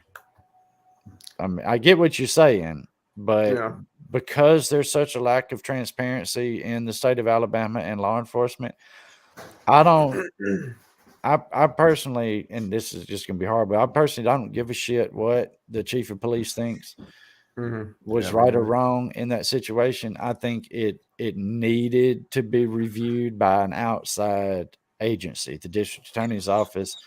I think the state should have done the investigation in that case. It always needs. I just feel like an investigation on an officer-involved shooting always needs to be a third-party agency. Yeah. Well, and I still think the state would have cleared him on any wrongdoing just because the guy had a gun. I think so. I think so too. But is this something that internal affairs maybe picked up too? Oh yeah. Internal affairs would have looked at it. They would have looked at it. So the department cleared him of any wrongdoing. Yeah, the department said he didn't do anything wrong. Now, and I've seen no mention in any of the articles that I read about the state being involved in any phase of this investigation until the DA's office. Yeah, I don't think they were. And it's not the state, the county could have investigated it. I don't know, man. It's a big ass mess. I think that Huntsville police lost 3 good officers, and I don't think that Mr. Parker needed to be killed. I think this was just wrong all the way around. And I just know in my heart, and this is what bothers me the most about this case, is I just know in my heart that Pegues could have talked that guy down. I just know it.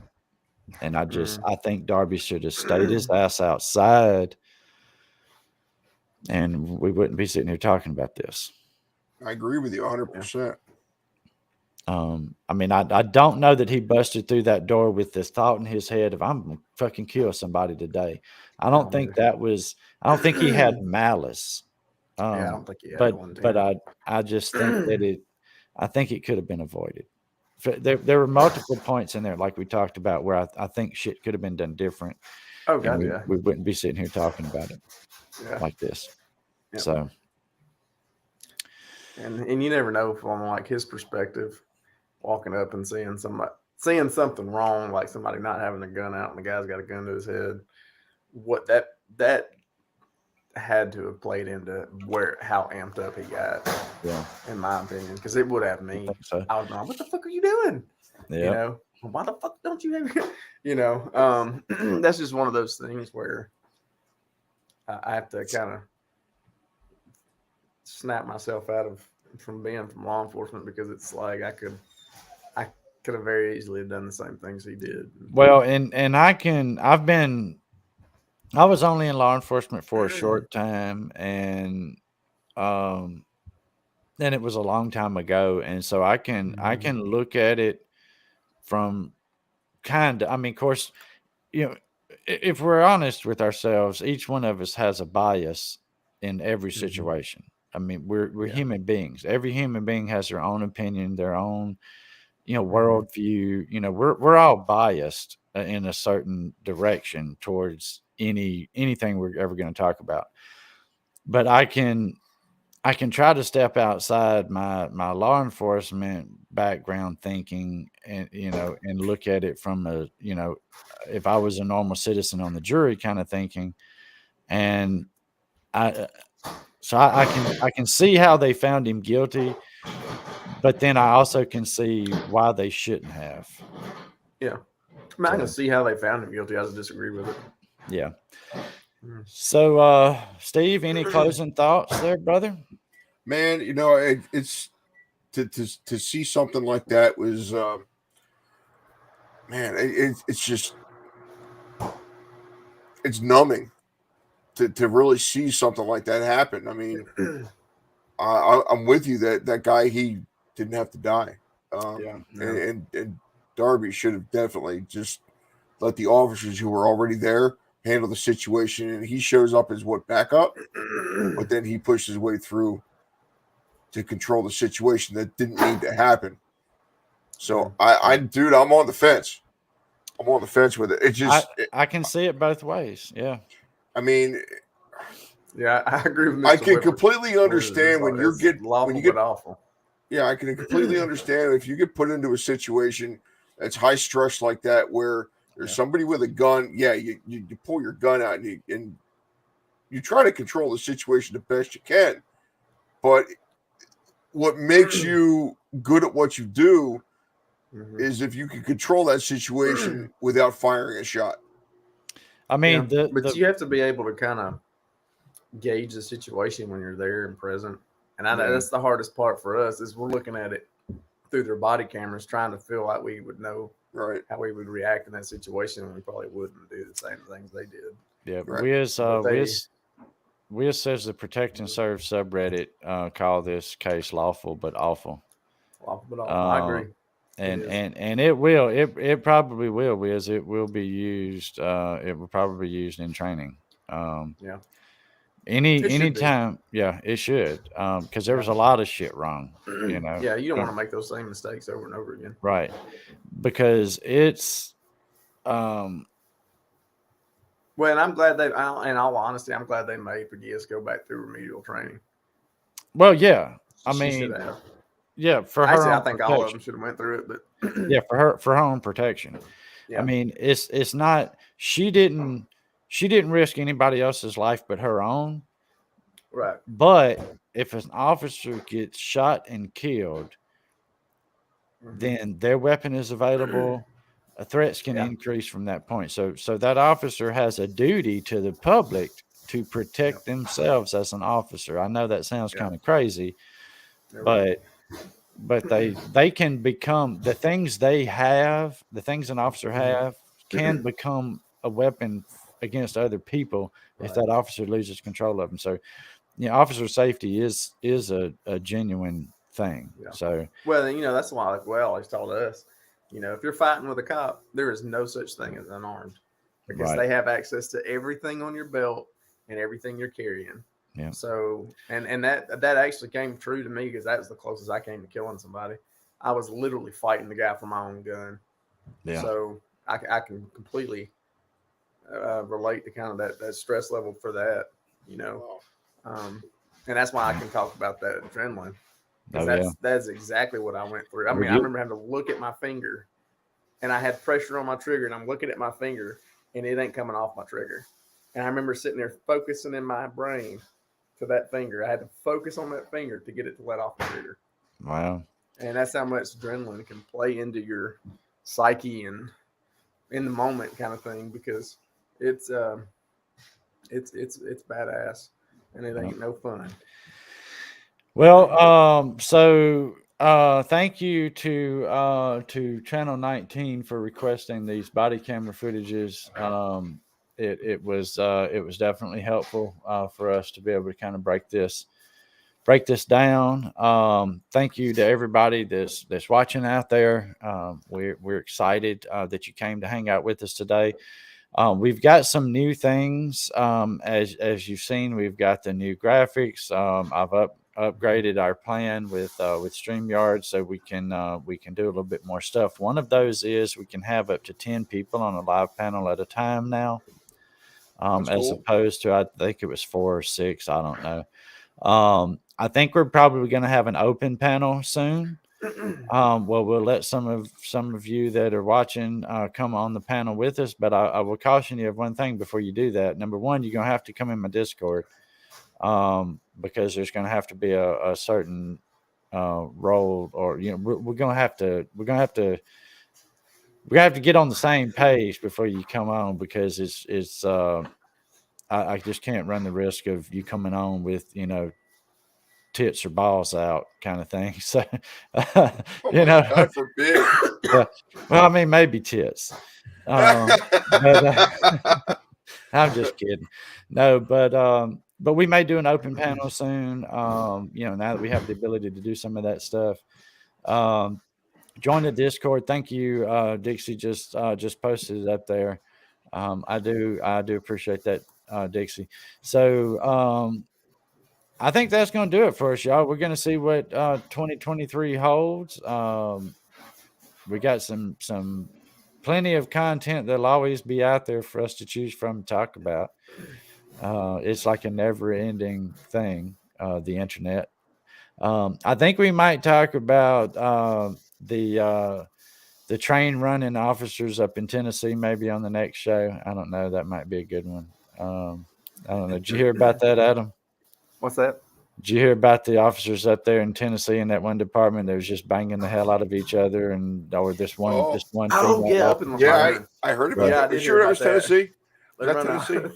I think it was Tennessee. It was Laverne, Tennessee. Laverne or LaGrange, Tennessee. LaGrange, yeah. I think LaGrange. Oh yeah. So one of the headlines was they ran a fast hard train on this girl or something. Yeah. The memes on it are wild right now. So we may talk about that as our we might start an officer of the week segment. And I think if we do that, I think she's definitely won the popularity contest at that department. But we may end up talking about that, because there's some memes out there, and I don't normally pull memes up on this show, but I think we might need to start thinking about that. Yeah, I think it's a good time for it. I do love memes. I'm definitely I'm a meme connoisseur, I guess you could say. One of my treatment nurses was she used to date one of the cops that got terminated. So oh shit, no, Lord. He was part of that whole little group thing. She should just open up an OnlyFans. She was telling me all kinds of shit about it. That's what Stacy just said. Go ahead, open one of them subscription pages. Cash in on what you got, baby. That's right. OnlyFans. There you go. Yes. So don't forget, those of you that are here, if you hadn't hit that like button for us already, please do that. Hit subscribe if you haven't, if you're new here. I do have subscriber only chat turned on. That's just to keep the bots out. If you want to call us a fucking turd, you can still subscribe long enough to do that before we wave bye to you or whatever. You don't have to keep your subscription on, but we'll be right back here next week, every Sunday, unless we announce otherwise, or something, God willing, and the creek don't rise. We'll be here next Sunday, 6 p.m. Central, 7 p.m. Eastern. Thanks, Wizzy. Yep, thanks, Wiz. What you got, Wiz? Oh, Wiz is third.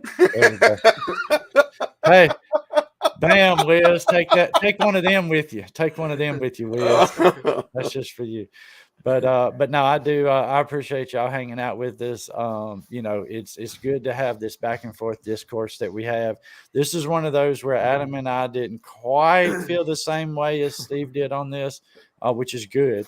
I want to get mixed. I think if we get on here and we always all have the same exact viewpoint, then it's kind of boring and dull. So I like the different viewpoints, the different thoughts.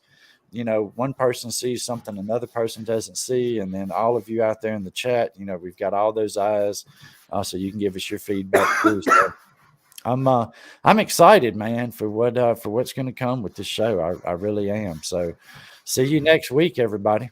Bye, everybody. Take care. See y'all later. Bye, y'all. I have a dream, that's all I need. I'll make it happen with some work and belief. Know what I want, so I'll take it on. I've made mistakes, but mistakes make you strong.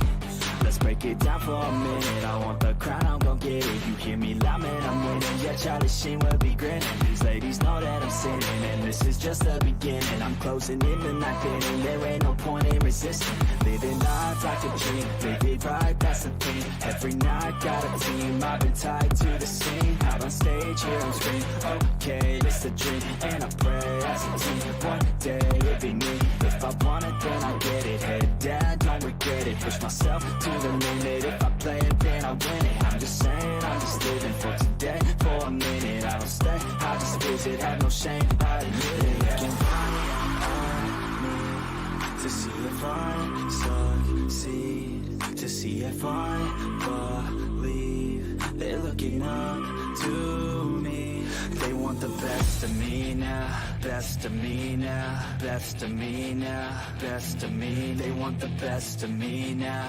best of me now, best of me now, best of me.